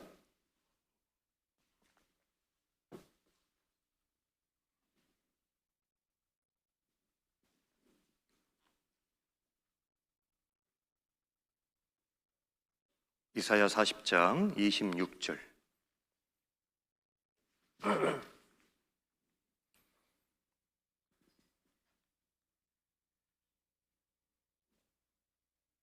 찾으셨으면 함께 읽겠습니다. 너희는 눈을 높이 들어 누가 이 모든 것을 창조하였나 보라. 주께서는 수요대로 만상을 이끌어 내시고 각각 그 이름을 부르시나니 그의 권세가 크고 하나도 빠짐이 없느니라. 하나님의 부탁입니다. 이제 제발 눈을 높이 한번 들어 누가 이 모든 것을 창조했는지 한번 봐달라, 그거예요. 하나님의 간절한 외침 아닐까요? 왜? 인간들이 이렇게 귀하게 지음받은 사람들이 이 땅의 것이 전문 줄만 알고 이 땅에만 소망을 두고 땅에만 눈길을 두고 살아가잖아요. 그래서 하나님 부탁하시는 것 아닙니까? 제발 눈을 높이 들어 누가 이 모든 것을 창조했는지 한번 보라고. 보면 하나도 빠짐이 없기 때문에 하나님 계시다라는 것 어렵지 않게 알 수 있다고. 그래서 여기 성경에 보면 12절에 땅이 풀과 각기 종류대로, 씨 맺는 채소와 각기 종류대로 씨 가진 열매 맺는 나무를 내라 하니 하나님 보시기에 좋았더라. 하나님이 나를 위해 종류대로 창조해 주셨다고 성경에 기록해 주셨어요. 여기도 보면 21절에 하나님이 큰 물고기와 물에서 번성하여 움직이는 모든 생물을 그 종류대로, 날개 있는 모든 새를 그 종류대로 창조하시니 하나님 보시기에 좋았더라. 여기 25절에 하나님이 땅의 짐승을 그 종류대로, 육축을 그 종류대로, 땅에 기는 모든 것을 그 종류대로 만드시니 하나님 보시기에 좋았더라. 하나님이 종류대로 나를 위해 이 세상을 창조해 주셨다고 말씀하셨어요. 그렇다면 하나님 말씀대로라면 과일이고 채소고 꽃이고 물고기고 새고 짐승이고 다 종류대로 이 세상에 존재해야만 됩니다. 정말 하나님 말씀대로 종류대로 창조된 것이 맞을까요? 너희는 눈을 높이 들어 누가 이 모든 것을 창조하였는지 한번 보라고. 어느 것 하나 저절로 된 것 없이 하나도 빠짐없는 하나님의 능력으로 창조되었다고 말씀해 주신 거예요. 보세요. 과일을 종류대로, 먹어보지 못한 과일만 수천 가지 된다고 합니다. 그런데 신기한 건 과일의 향도 달라요. 맛도 다릅니다. 색깔도 다르잖아요. 누가 넣어놨냐라는 거예요. 여기 물이 들어 있습니다. 저절로요? 아니죠. 누군가는 물을 넣어놨다니까요. 넣어놓은 사람이 있어야 맛이고 향기고 색깔이 날 수 있는 것 아닙니까? 그리고 채소도 종류대로 다 누가 먹냐면 누가 드셔요? 제가 먹죠. 우리 어머님들이 이런 채소들을 가지고 음식을 하면 자녀들에게 하는 말이 있어요. 골고루 먹으라고. 그래야 건강하다고. 오늘날에 이 채소 속에 사람에게 꼭 필요한 영양소가 각각 다르게 다 들어있다는 것도 밝혀지지 않습니까? 누가 사람의 몸에 꼭 필요한 영양소를 이 채소와 야채 속에 넣어 놓았냐고요? 저절로라고요? 아니죠. 하나도 빠짐이 없느니라. 그리고 꽃을 종류대로 만드신 하나님. 벚꽃놀이 가는 강아지는 없어요. 꽃 보고 누가 행복해 하냐면 납니다. 정말 하나님이 종류대로 이렇게 아름다운 꽃들을 누구 보라고, 고양이 보라고 만든 게 아니잖아요. 나 보라고. 발레하는 모양도 있고 입술 모양도 있고 시들면 해골 모양 바뀌는 꽃도 있고요. 여기는 하나님이 원숭이도 넣어주시고, 그리고 여기는 어디예요? 자갈치 시장입니다. 제가 부산에 광주에 있다 발령받을 때 저랑 친한 분 한 분이 자갈치 과자 한 봉을 주더라고요. 부산에 잘 가라고. 그런데 부산에 자갈치 시장이 있어서 자갈치 과자를 준 거였구나. 그런데 실제 자갈치 시장 가보니까요, 정말 다양해요. 온갖 물고기도 많고요, 온갖 해산물들도 많아요. 그런데 다 누가 먹어요? 내가 먹어요. 이 모든 것도 하나님이 다 종류대로. 여기 보시면 이 속이 보이는 물고기도 있어요. 젤리피쉬라고 합니다. 그리고 캄캄한 바닷속을 전등불을 켜서 보는 초롱아귀라는 물고기도 있대요. 이게 어찌 저절로입니까? 그리고 위험한 물고기도 있어요. 장어인데 전기가 나는 장어예요. 그리고 여기는 보고고, 그리고 여기는 상어. 하나님이 다 종류대로, 그리고 재밌게 생긴 물고기들도 종류대로 다양하게 만들어 주셨다라는 겁니다. 어느 것 하나 빠짐이 없다니까요. 그리고 새도 한번 보면 어때요? 자, 무슨 새인지 한번 맞춰보세요. 무슨 새예요? 네, 앵무새입니다. 그리고 이 새는 무슨 새일까요? 네, 공작새예요. 이게 저절로라고요? 아닙니다. 하나님이 종류대로 만들어 주신 거예요. 이렇게 귀여운 새도 만들어 주시고, 이렇게 아름다운 색깔을 넣어서 아름다운 새도 만들어 주시고, 보세요. 얼마나 귀여워요. 그리고 동물도 짐승도 다양하게 종류대로 창조해 주셨다라는 것. 고슴도치도 자기 자식은 이쁘다는 말이 있지요. 고슴도치도 하나님이 종류대로 짐승들에게 자식 사랑하는 마음을 하나님이 넣어주신 거예요. 펭귄도 자식 추울까 봐 발 위에 새끼를 올려놓은 것 봐요. 이 무서운 호랑이도 자기 새끼 얼마나 이뻤으면 핥잖아요. 그리고 이 사자도 눈길이 어디에 머물러 있죠? 새끼에게 머물러 있죠. 제가 이 사진 보니까 조금 부러운 마음도 들었습니다. 하마죠, 하마. 정말 새끼들이 편안해 보이죠. 여기 새끼 원숭이도 종류대로 콩 심은 데 뭐나요? 콩 나요. 팥 심으면 팥 납니다. 제가 그 제주도 설교를 갔을 때 아이들이 세계 조가비 박물관에 가자고 해서 큰 기대 없이 들어갔는데 깜짝 놀랐어요. 한번 잘 봐보세요. 이 바다 깊은 속에 물감으로 흉내내기조차 어려운 자연색 그대로의 아름다운 조개 껍데기가 이렇게 많을 거라곤 생각도 못했어요. 이건 보라색 고동이라고 합니다. 정말 아름다워요. 왜? 하나님이 모양도 색깔도 이렇게 다양하고 아름답게 만들어 놓으셨을까? 얘들이 감탄을 하는데 이런 생각이 들었어요. 지나가는 물고기 보라고 이렇게 만드셨을까? 아닐 겁니다. 하나님이 나를 위해 만들어 주신 거예요. 그러면서 그러한 생각이 들었어요. 하나님의 나를 사랑하시는 그 하나님의 손길과 그 하나님의 마음이 이 온 지구 안에 꽉 차 있구나. 어디를 가더라도 하나님의 나를 향하신 손길 내가 느낄 수 있도록 어디에도 하나님의 손길, 하나님의 마음을 남겨 놓으셨구나. 저 바다 깊은 속에도.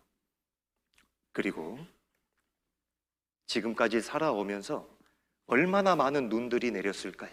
그런데 같은 모양 하나 없다고 합니다. 각기 다 다른 모양으로 이게 어떻게 저절로 만들어질 수 있는 모양입니까?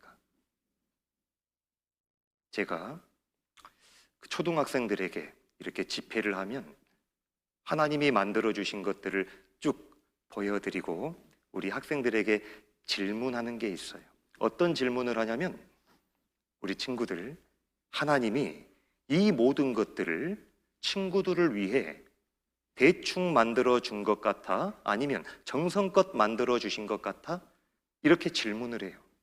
그러면 아이들의 대답은 한결같아요. 정성껏 만들어 주셨대요. 그리고 한마디 더 합니다. 온 맘 다해 만들어 주신 것 같아요. 그렇다면 여러분의 마음은 어떠십니까? 하나님은 우리를 위해 어느 작은 것 하나 대충이 없어요. 정성과 온 맘 다해 창조해 주신 겁니다. 왜요? 하나님은 나에게 이 만물을 통해 하나님의 손길과 마음을 느낄 수 있도록, 하나님을 찾을 수 있도록 창조해 주셨으니까요. 어느 것 하나 소홀히 만든 것은 없다라는 겁니다. 로마서 1장을 찾겠습니다. 로마서 1장 20절입니다.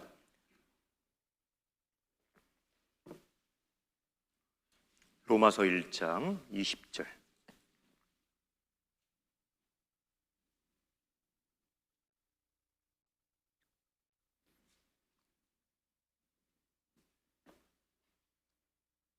자, 찾으셨으면 함께 읽겠습니다. 창세로부터 그의 보이지 아니하는 것들 곧 그의 영원하신 능력과 신성이 그 만드신 만물에 분명히 보여 알게 되나니 그러므로 저희가 핑계치 못할지니라.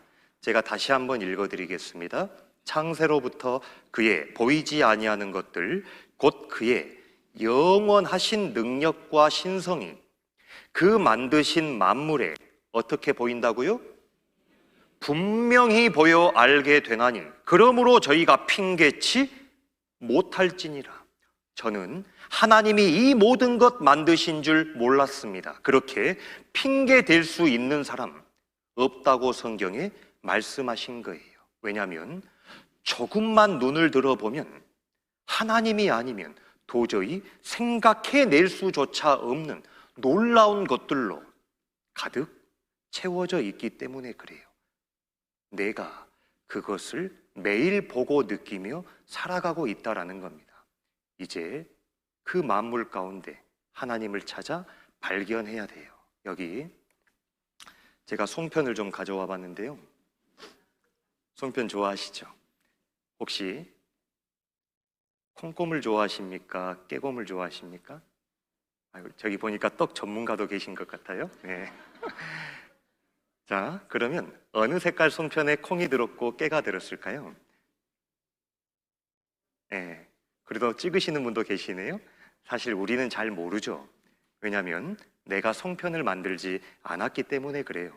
그런데 송편을 만든 사람은 어느 송편에 무엇이 들었는지 압니다. 이 초록색에 콩이 들었고, 그리고 하얀색 송편에 깨가 들었지요. 이처럼 만든 사람은 재료를 알아요.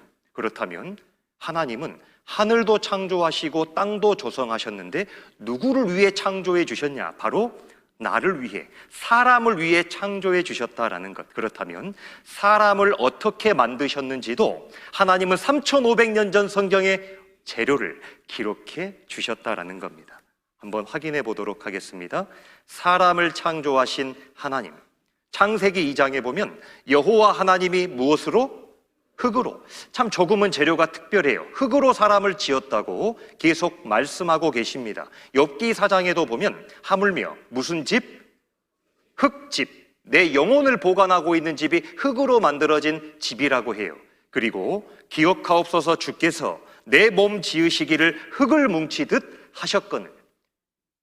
3,500년 전에 사람들이 밟고 다니는 저 흙을 가지고 사람을 만들었다라고 하니 그 말이 얼마나 조롱을 받았겠어요. 그런데 정말 하나님 말씀대로 흙을 가지고 사람을 만들 수 있을까요? 어린 아이들은 흙을 가지고 이러한 작품을 만듭니다. 그런데 같은 흙이더라도 도자기공 손에 들리면 이런 멋진 도자기로 탄생해요. 그리고 과학자들 손에 흙이 들리면 이런 반도체를 만들어냅니다. 그런데 하나님은 흙을 가지고 사람을 창조했다라고 말씀하시는 거예요. 그런데 지금 우리가 살아가고 있는 시대는요, 우리가 마시는 이 무색으로 보이는 이 물 속에도 어떤 영양분, 무엇이 들었는지 퍼센트지까지 다 밝혀낼 수 있는 시대에 삽니다. 이 물건도 성분 분석기에 돌리면 어떤 성분으로 만들어졌는지 퍼센트지까지 분명하게 나오는 기술이 개발이 된 거예요. 그래서 과학자들이 모든 사람들 손에 들려져 있는 이 성경, 과연 하나님 말씀대로 사람을 흙으로 창조한 것이 맞냐? 확인해 보면 될 것 아니냐? 그래서 18세기, 19세기가 되어서 원형질과 광물질을 화학적으로 분석할 수 있는 기술이 개발이 됩니다. 그래서 사람이 정말 흙이냐? 분석해 본 결과 놀랍게도 흙과 같은 물질이다라는 사실이 밝혀지게 돼요. 여기 그 사실을 제가 말씀을 드렸습니다. 흙의 티클로 사람을 창조했다. 구성원소로 증명이 된 것이죠. 잠깐 영상 보겠습니다.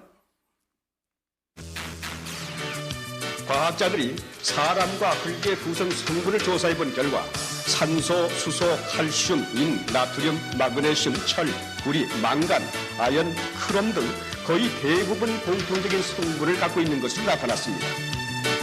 다시 말해 사람을 화학적으로 성분 분석하면 흙이라는 것입니다. 예, 우리 몸의 화학적으로 뼈를 분석해 보면요, 토양 성분하고 화학적 성분이 똑같습니다. 네. 그래서 이렇게 서 있는 흙집입니다. 흙집. 흙집. 걸어 다니는 흙집. 살집. 어차피 죽으면 다 흙으로 다시 돌아가잖아요. 그죠? 그래서 이 사람도 이 흙집으로 흙으로 만드는 집이기 때문에 집은 반드시 관리를 하셔야 돼요. 저에게 두 아들이 있는데요. 첫째 아들 낳고 둘째는 뭐 낳고 싶었을까요? 아이고, 다 잘하시네요. 다 딸이 좋대요. 저는 잘 몰랐는데 하도 옆에서 딸 하니까 아, 딸을 낳아야 좋나 보다 하고 내심 딸을 기대했지요. 그런데 한두 달쯤 지났을 때 제 아내와 같이 산부인과를 갔는데 어떤 이런 기계에 게를 좀 바르더니 자매 배를 이렇게 문질러요. 그러니까 화면에 뭐가 나왔다 없어졌다 나왔다 없어졌다 그래요. 그러더니 의사 선생님이 뭐라고 이야기하냐면, 제 고향이 광주잖아요. 광주 의사였거든요. 뭐가 보이오잉 그래. 그 말은 아들이요 딸이요? 아들이라는 말이죠. 10살, 아니 10달 지나니까 실제 그 보인 놈이 나오더라고요. 그런데 그 둘째 아들이 지금은 너무나도 귀엽죠. 그런데 사람이 사람 만들 능력만 있다면 이번에 우리 딸로 한번 계획해 봅시다. 이번에 똑똑하게 건강하게 한번 계획해 봅시다. 그럴 수 있지만 생명엔 우리가 조금이라도 관여할 수 없다라는 것. 그렇다면 사람이 이 우주 만물을 선물로 받을 만큼 우리가 존귀한 이유와 목적이 무엇이냐면 이 말씀에 답이 있습니다. 창세기 1장 27절에 보면 하나님이 자기 형상, 곧 하나님의 형상대로 사람을 창조하시되 남자와 여자를 창조하시고, 하나님의 형상대로 지음을 받은 존재는 이 우주 만물 가운데 나밖에 없다라는 겁니다. 그런데 이 몸이 하나님을 닮았다라는 것이 아니고 하나님은 영이시니 하나님의 영이 우리의 영혼과 닮았다 그 말이에요. 자, 여기 보시면 한 분 한 분 다 닮았죠. 그 누가 제일 닮아 보이셔요? 네. 자기 자녀가 소중한 이유는 다른 이유 없어요. 나를 닮았다라는 이유 하나만으로도 충분히 사랑할 가치가 있지요. 그렇다면 이제 제 아들 한번 보여드리겠습니다. 가끔 그래요. 아들이 교회 갔다 오더니 길에서 누가 그러더래요. 너 김진환 아들이지? 그랬대요. 야, 안 봐도 알겠다 그랬대요. 그러면 아들도 좋아하고 아빠도 기분 좋아요, 안 좋아요? 좋죠. 저에겐 이 화면 속에 제 아들보다 더 소중한 건 없죠. 꽃이 아무리 예쁘다 할지라도 저의 모든 관심은 자녀에게 있습니다. 제가 조금 퇴근을 늦게 할 때 집에 들어가 보면 자녀들이 새근새근 자고 있어요. 그래서 딱 들어가서 보면 아이들 뛰놀았던 신발에 흙 묻은 운동화들도 여러 켤레 보이고, 그리고 방문을 열어보면 아들이 또 공부하기 위해 또 보았던 책들도 여러 권 있고, 또 한켠에 보니까 가지고 놀았던 장난감도 있고, 옷장에 보니까 아이들 입었던 옷들로 가득 채워져 있고, 그러면서 그러한 생각이 들었어요. 아, 그렇구나. 이 모든 것들은 사랑하는 아빠가 정말 자녀를 사랑해서 준비해 준 선물들이구나. 그런데 만약에 우리 두 아들이 없다면 저 운동화가 무슨 소용이며 저 책들이, 장난감이, 저 옷들이 아무 소용 없는 거겠구나. 이 모든 것들은 아빠가 사랑하는 아들을 위해 준비해 준 선물에 불과하구나. 하나님도 그러하시겠다. 하나님이 정말 해와 달과 별 정말 아름답죠. 저 들판에 피어있는 꽃들도 아름답고, 저 물고기, 저 바닷속에 살고 있는 물고기들도 정말 아름답습니다. 이 세상이 정말 아름다운 것들로 가득 채워져 있지만, 그런데 내가 없다면, 정말 내가 없다면 하나님 편에 그것 아무 소용 없는 거구나. 그 모든 것들은 정말 이 자리에 계신 나를 위해 하나님이 창조해 주신 선물에 불과한 거구나. 그 생각을 해본 적이 있습니다. 사람에겐 영과 혼과 몸이 있습니다. 여기 화면에 보시면 몸이 있을 동안에는 식욕, 성욕, 명예욕이 있습니다. 그리고 혼의 욕구도 있죠. 지식, 감정, 의지가 있어요. 그런데 혼의 욕구까지는 사람에게도 있고 짐승에게도 있습니다. 강아지도 자기 주인 알아볼 줄 알고, 누가 자기 예뻐해 주는 줄 알고 자기 예뻐해 주는 주인 졸졸 따라갈 줄도 알아요. 그런데 사람에게만 있는, 하나님의 형상을 닮은 사람에게만 있는 영의 욕구가 있다라는 것이죠. 첫 번째가 바로 양심입니다. 이 양심은 하나님의 말씀인 성경을 통해 정말 하나님이 계신지 안 계신지를 분별할 수 있는 능력을 주셔요. 내 양심이 없다면 아무리 성경 배워도 선과 악, 옳고 그름을 분별할 수 있는 기준이 없기 때문에 이 말씀 하나님 말씀인지 아닌지 분별할 능력이 없다라는 것이죠. 그런데 사람에겐 양심이 있어요. 그리고 사람에겐 양심이 있기 때문에 죄에 대한 가책을 받습니다. 나쁜 짓 하면 발 뻗고 잠을 못 자요. 그러한 존재는 사람밖에 없다라는 것이죠. 여기 보면 18년 전 전화 요금, 소도둑인데 27년 만에 되찾은 양심, 35년 만에 던 마음의 짐, 아들 치료비, 그리고 37년 기차싹 갚은 할머니. 짐승은 결코 할 수 없는 일이에요. 왜냐하면 짐승에겐 하나님의 형상을 닮은 영혼이 없기 때문에 그래요. 오직 사람에게만 양심이 있다라는 것. 이 양심은 죄에 대해 지적해요. 죄 지은 사람은 발자국 소리만 들어도, 벨소리만 들어도 깜짝깜짝 놀란다고 합니다. 제가 경찰서를 지나다가요, 조금 특별한 현수막을 본 적이 있어요.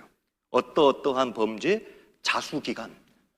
제가 그거 보면서 야, 누가 자수를 해? 그러면 경찰 필요도 없겠다. 그런데 의외로 자수기간에 자수하는 사람이 있을까요, 없을까요? 있답니다. 정말 양심의 가책을 받은 사람은 그 자수기간을 통해 형량을 줄이기 위해 실제 자수하는 사람들이 있다고 해요. 양심이 있다라는 것, 이것은 죽음 이후에 심판이 있다라는 가장 확실한 증거입니다. 그리고 전도서 3장 11절에 보면, 제가 읽겠습니다. 하나님이 모든 것을 지으시되 때를 따라 아름답게 하셨고 또 사람에게 영원을 사모하는 마음을 주셨느니라. 영혼이 있다라는 또 하나의 증거가 바로 사람에겐 영원을 사모하는 마음이 있어요. 제가 2시간 가까이 좀 설교를 했더니 목이 말라요. 그러면 이 갈증은 무엇으로 해결해야 되죠? 물입니다. 사모하는 것엔 대상이 있다니까요. 2시간 설교했더니 배도 조금 고파와요. 그러면 배고픔은 무엇으로 채워야 될까요? 음식으로 채워야 됩니다. 하나님은 사람에게 영혼을 사모하는 마음을 주셨어요. 그렇다면 이 욕구는 무엇으로 채워야 만족이 될까요? 이 보이는 세상 것으로 아무리 채워봐도 이 영혼의 욕구는 채워지지 않아요. 이 영혼의 욕구는 영원하신 하나님이 예비하시고 준비해 놓으신 영원한 천국을 내가 선물로 소유하게 되잖아요. 그러면 내 영혼의 욕구, 그 만족이 채워져요. 그 방법이 성경의 기록이 되어 있다라는 겁니다. 그래서 많은 사람들은 죽음을 피할 수 없는 사실이다라는 걸 아는데도 불구하고 그 죽음이 나를 찾아올 거라고는 쉽게 생각하지 않아요. 왜냐하면 사람에겐 영원히 살고자 하는 마음이 있기 때문에 그렇습니다. 여기 화면에 영생 집착하는 실리콘밸리 갑부들 얼마 쏟아붓는데요? 수천억 원. 영생을 사모하는 마음이 있기 때문에 밑에 보시면 그럼에도 세계 최대 갑부들은 영생을 향한 희망의 끈을 놓지 않고 있다. 수천억 쏟아붓는다고 과연 영생할 수 있을까요? 어림없는 소리입니다. 그리고 이 사람은 젊음을 유지하기 위해 매년 얼마를 써요? 27억 원을 쓴다고 합니다. 여기 계신 분들 잘 오신 거예요. 수천억, 그리고 매년 수십억을 쓰지 않아도 하나님의 말씀, 진리의 말씀, 내가 곧 길이요 진리요 생명이니 인간에게 진정한 영원한 천국을 선물로 주실 수 있는 성경 앞에 나오셨다라는 건 축복입니다. 이 성경을 통해 진정 사람이 얻어보려고 하는 그 영원한 생명 하나님이 주실 수 있다니까요. 돈이 필요한 게 아닙니다. 마음만 가지고 오시면 돼요. 그 마음 가지고 정말 성경을 통해 내가 하나님이 주시는 선물 받아야 되겠다. 그 마음 가지고 5일입니다. 5일 짧아요. 하루 2시간이잖아요. 이것 투자 못할까요? 겸손한 마음으로 하나님 앞에 나오신다면 누구라도 영생을 얻을 수 있다라는 겁니다. 여기 집이 더 소중할까요? 사람이 더 소중할까요? 사람이죠. 그런데 요즘엔 안타깝게도 집이 더 소중한 것처럼 사는 사람들도 많은 것 같습니다. 그렇다면 포장지가 더 중요할까요? 보석이 더 귀할까요? 보석이 더 귀합니다. 우리의 영혼이 이와 같아요. 이 몸은 이 영혼이라는 보석을 보관하고 있는 포장지와도 같아요. 그래서 집보다 사람이 더 귀하고 포장지보다 보석이 더 귀한 것처럼 이 집은, 이 몸으로 만들어진 집은 영혼이라는 보석을 보관하고 있는 집과 같아요. 포장지는 시간이 지나면 낡습니다. 그런데 보석은 변하지 않아요. 이 집도 시간이 지나면 낡고 허물어지지만 이 속에 있는 영혼, 하나님의 형상을 닮은 보석과 같은 영혼은 시드는 것이 아닙니다. 영원히 사는 거예요. 사람에겐 하나님의 형상을 닮은 영혼이 있습니다. 그래서 오늘 이제 중요한 말씀 한 구절을 찾아보도록 하겠습니다. 전도서 12장입니다.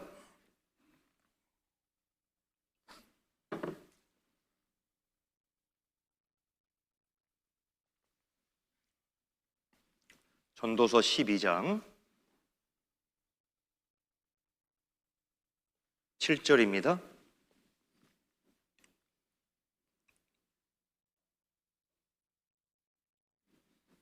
제가 읽겠습니다. 흙은 여전히 땅으로 돌아가고 신은 그 주신 하나님께로 돌아가기 전에 기억하라.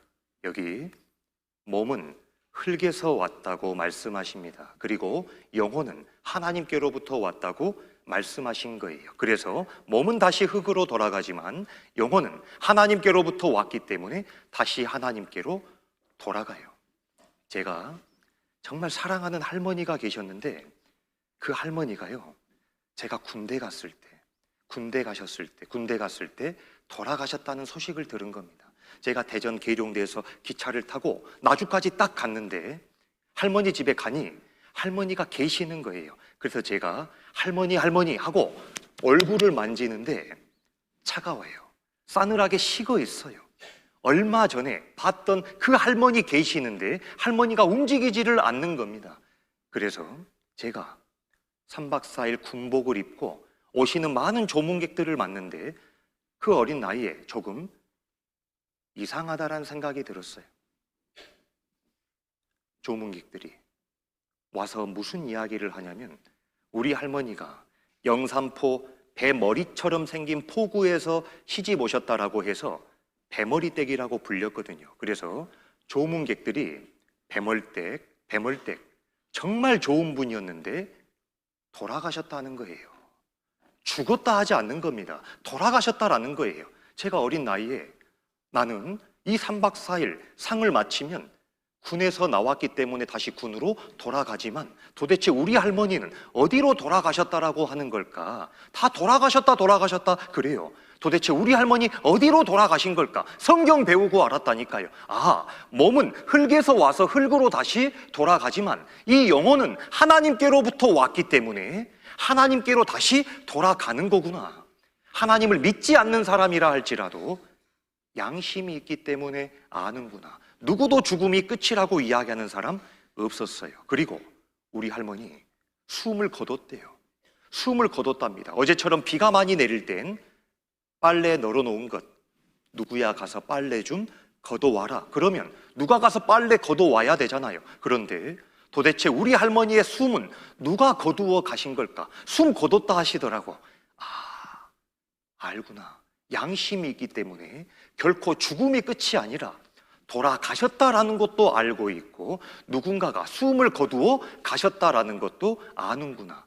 성경에 보니 호흡, 생명을 불어 넣어주신 하나님이 그 호흡을 다시 거두어 간다라고 성경에 기록이 되어 있어요. 아, 그래서 그렇게 표현을 했던 거구나. 욥기 19장 26절에 보면 나의 이 가죽, 이것이 썩은 후에 내가 육체 밖에서 하나님을 보리라. 나의 이 가죽, 잠시 후에 죽음 건너가면 썩어요. 그런데 나는 없어지지 않아요. 내가 몸 밖에 나와서 육체 밖에서 하나님을 봅니다. 그런데 반드시 기억해야 될 것이 하나님을 믿는 사람만 하나님을 보는 것이 아닙니다. 하나님을 믿지 않는 사람도 반드시 육체 밖에 나와서 하나님을 봐야 돼요. 그래서 우리가 하나님 만날 준비를 해야 하는 겁니다. 여기 죽음이 도대체 무엇이냐? 영혼과 육체의 분리입니다.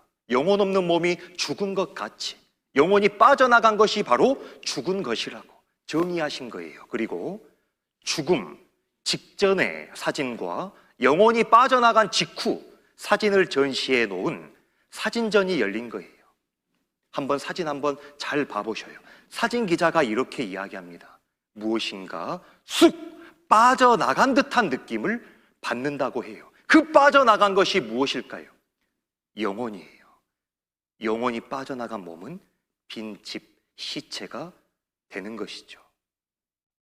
그래서 실제로 이 세상에 근사체험, 임사체험 한 사람들이 많아요. 실제 죽었다 살아난 사람이 전 세계적으로 수억 명 있다는 것 아십니까? 이렇게 자기 영혼이 육체 밖에 빠져나간 모습을 실제로 본 거예요. 죽음 뒤에 또 다른 세계가 있다고. 결코 죽음으로 끝이 아닙니다. 죽음의 터널 뒤엔 신과 빛의 세계였다. 이 의사는 미국의 대통령 주치였던 거예요. 무신론자였거든요. 그런데 심폐소생술의 권위자였기 때문에 죽음 근처에 갔던 사람들 많이 상담할 기회가 있었던 겁니다. 그런데 그들과 쭉 인터뷰를 하고 이러한 글을 남겨요. 죽음은 끝이 아니라 영원한 곳을 향한 출발이다. 결코 죽음이 끝이 아닙니다. 그리고 죽음 이후에 삶이 있다는 압도적인 증거가 있어요. 죽음이 끝이 아닙니다. 여기 다들 기억하시죠? 가슴 아픈 사건이죠. 2014년 세월호 사건입니다. 304명 사망자가 나왔던 전 국민의 마음을 울렸던 사건이에요. 그런데 사건 현장에 가보면 많은 사람들이 남긴 추모의 글을 볼 수 있어요. 그런데 그 글을 읽어보면 공통점이 있다는 겁니다. 누구야? 정말 보고 싶다. 우리 꼭 다시 만나자. 그리고 고통 없는 저 천국에서 편히 쉬렴. 어느 누구도 죽음이 끝이라고 적은 사람은 없다니까요. 정말 만약에 누군가가 이 사건으로 아들을 잃었다면 그 아들을 잃은 엄마에게 유일한 희망은 무엇일까요? 유일한 기쁨이 무엇일까요? 좋은 경치 보러 다니고 맛집 찾아다니며 맛있는 음식 먹고 쇼핑하는 것 아니죠. 이 엄마에게 유일한 희망은 잃었던 아들을 다시 만날 수 있다라는 것. 그것이 유일한 희망 아닐까요? 죽음이 끝이라고요. 죽음이 끝이라고 정말 그렇게 믿으십니까? 그런 무책임한 말씀하시면 안 돼요. 한번 잘 생각해 보세요. 정말 하나님이 계시고 저 영원한 천국이 있고 그리고 내 사랑하는 가족들과 다시 만나 영원히 행복하게 살 수 있다. 그곳이 있다. 이것이 왜 꼭 거절해야 할 일입니까? 은혜 아닙니까? 없다라 할지라도 믿어야 될진데 하나님은 천국도 있고 지옥이 있다라는 사실을, 하나님 살아계시다라는 사실을 이 성경에 이렇게 구체적으로 기록해 주셨잖아요. 이 세상이 전부라고. 뭐 저 영원한 천국, 뭐 영원한 지옥 그런 거 없어. 잘 먹고 잘 살다 죽으면 끝이야. 여러분, 그러한 말에 결코 속아서는 안 됩니다. 그 말을 내가 붙잡아 나에게 유익될 것이 무엇이 있단 말입니까? 결코 죽음으로 끝이 아니에요. 마지막 말씀입니다. 잠언 18장 13절에 보면 사연을 듣기 전에 대답하는 자는 미련하여 욕을 당하느니라. 5번의 사연 가운데 이제 4번이 남았습니다. 사연을 다 듣고 선택하셔도 늦지 않을 거예요. 오늘만 내가 참석해 줄게. 이러한 분이 계실 수도 있을 거예요. 그런데 5일입니다. 5일이라는 시간 꼭 함께 해 주셔서 하나님이 주시는 귀한 선물을 모두 다 얻으셨으면 좋겠습니다. 마지막 영상 하나 보고 마치겠습니다.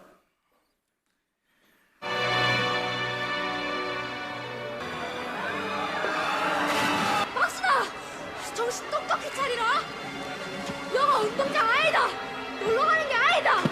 오라가에서 꽉 잡으라!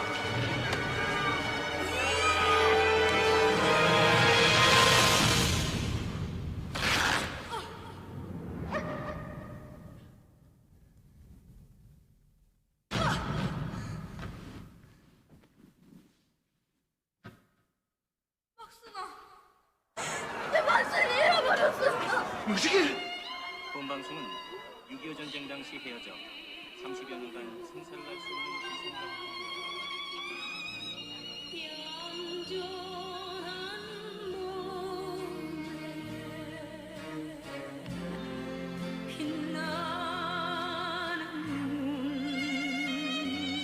부산 중구에서 오신 윤덕수 씨.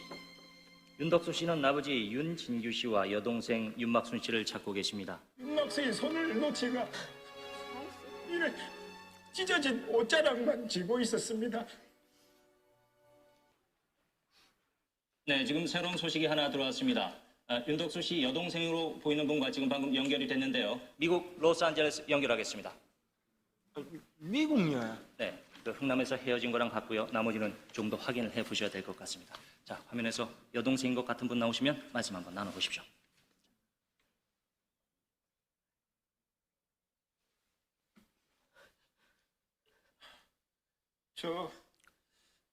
제가 찾는 여동생 이름은 막수인데 윤막순.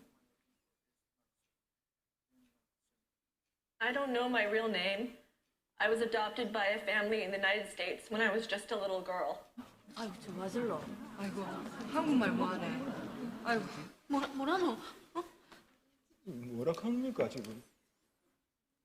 어렸을 때 미국으로 입양됐는데 한국 이름은 잘 모른답니다. 입양이요. 미국으로요. I only have one clear 한 memory. 가지 기억하는 건 It was Gyeongnam Port in the winter. 겨울에 흥남부두에서 My big brother, 덩치 큰 오빠가 my brother was carrying me on his back and 저를 running. 안고 막 And I 달리는데 remember he was scolding 그 me. 오빠가 저를 혼냈던 게 기억납니다. 그러니까 그 고향이 어딘겨? 어디? 예? 고향이 어디냐? 아까 고향이 어디냐만 물어봐 주세요. I don't know exactly. 정확히는 모릅니다. I was crying at Gyeongnam Port. 흥남부두에서 울고 when a 있는데 US soldier took me on 미군이 board 저를 데리고 and 배에 then 탔습니다. I was sent to an orphanage in 그리고 부산에 Busan. 내려서 저를 전시고아원으로 보냈습니다. 거기서 미국으로 입양됐습니다.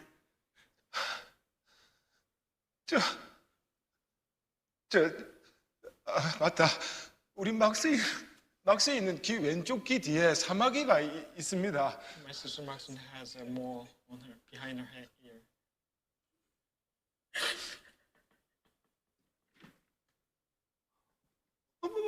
사마귀가 저거 맞나?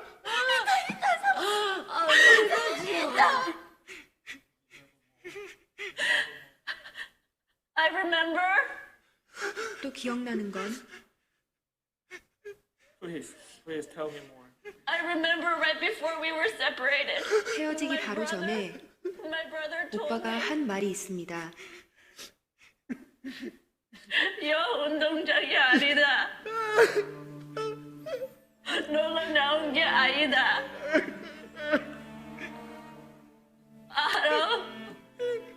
알아봐이선 꼭 잡아라. 꼭 잡아라. 저로 내 동생 막순아.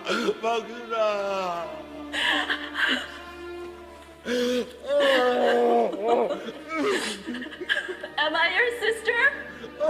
맞아. 저 맞아. 막수의 옷 맞습니다. 오빠와 동생이 아니면 도저히 알 수 없는 증거 한두 가지 가지고도 수십 년간 떨어졌는데도 찾아요. 그런데 오빠에게 아무리 증거가 많아도 동생이 오빠 찾고자 하는 마음 없고요. 동생에게 증거가 많은데 오빠가 동생 찾고자 하는 마음이 없다면 못 만납니다. 증거가 중요한 게 아니에요. 중요한 건 마음이죠. 하나님이 살아계시다라는 증거, 이 성경에 차고 넘쳐요. 중요한 건 이제 우리의 마음입니다.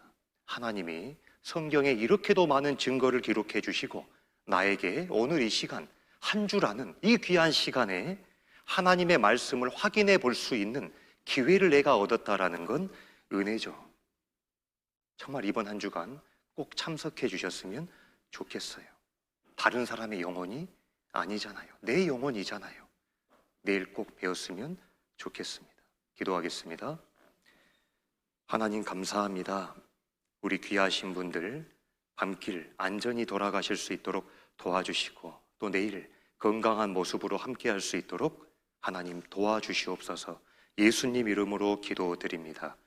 아멘.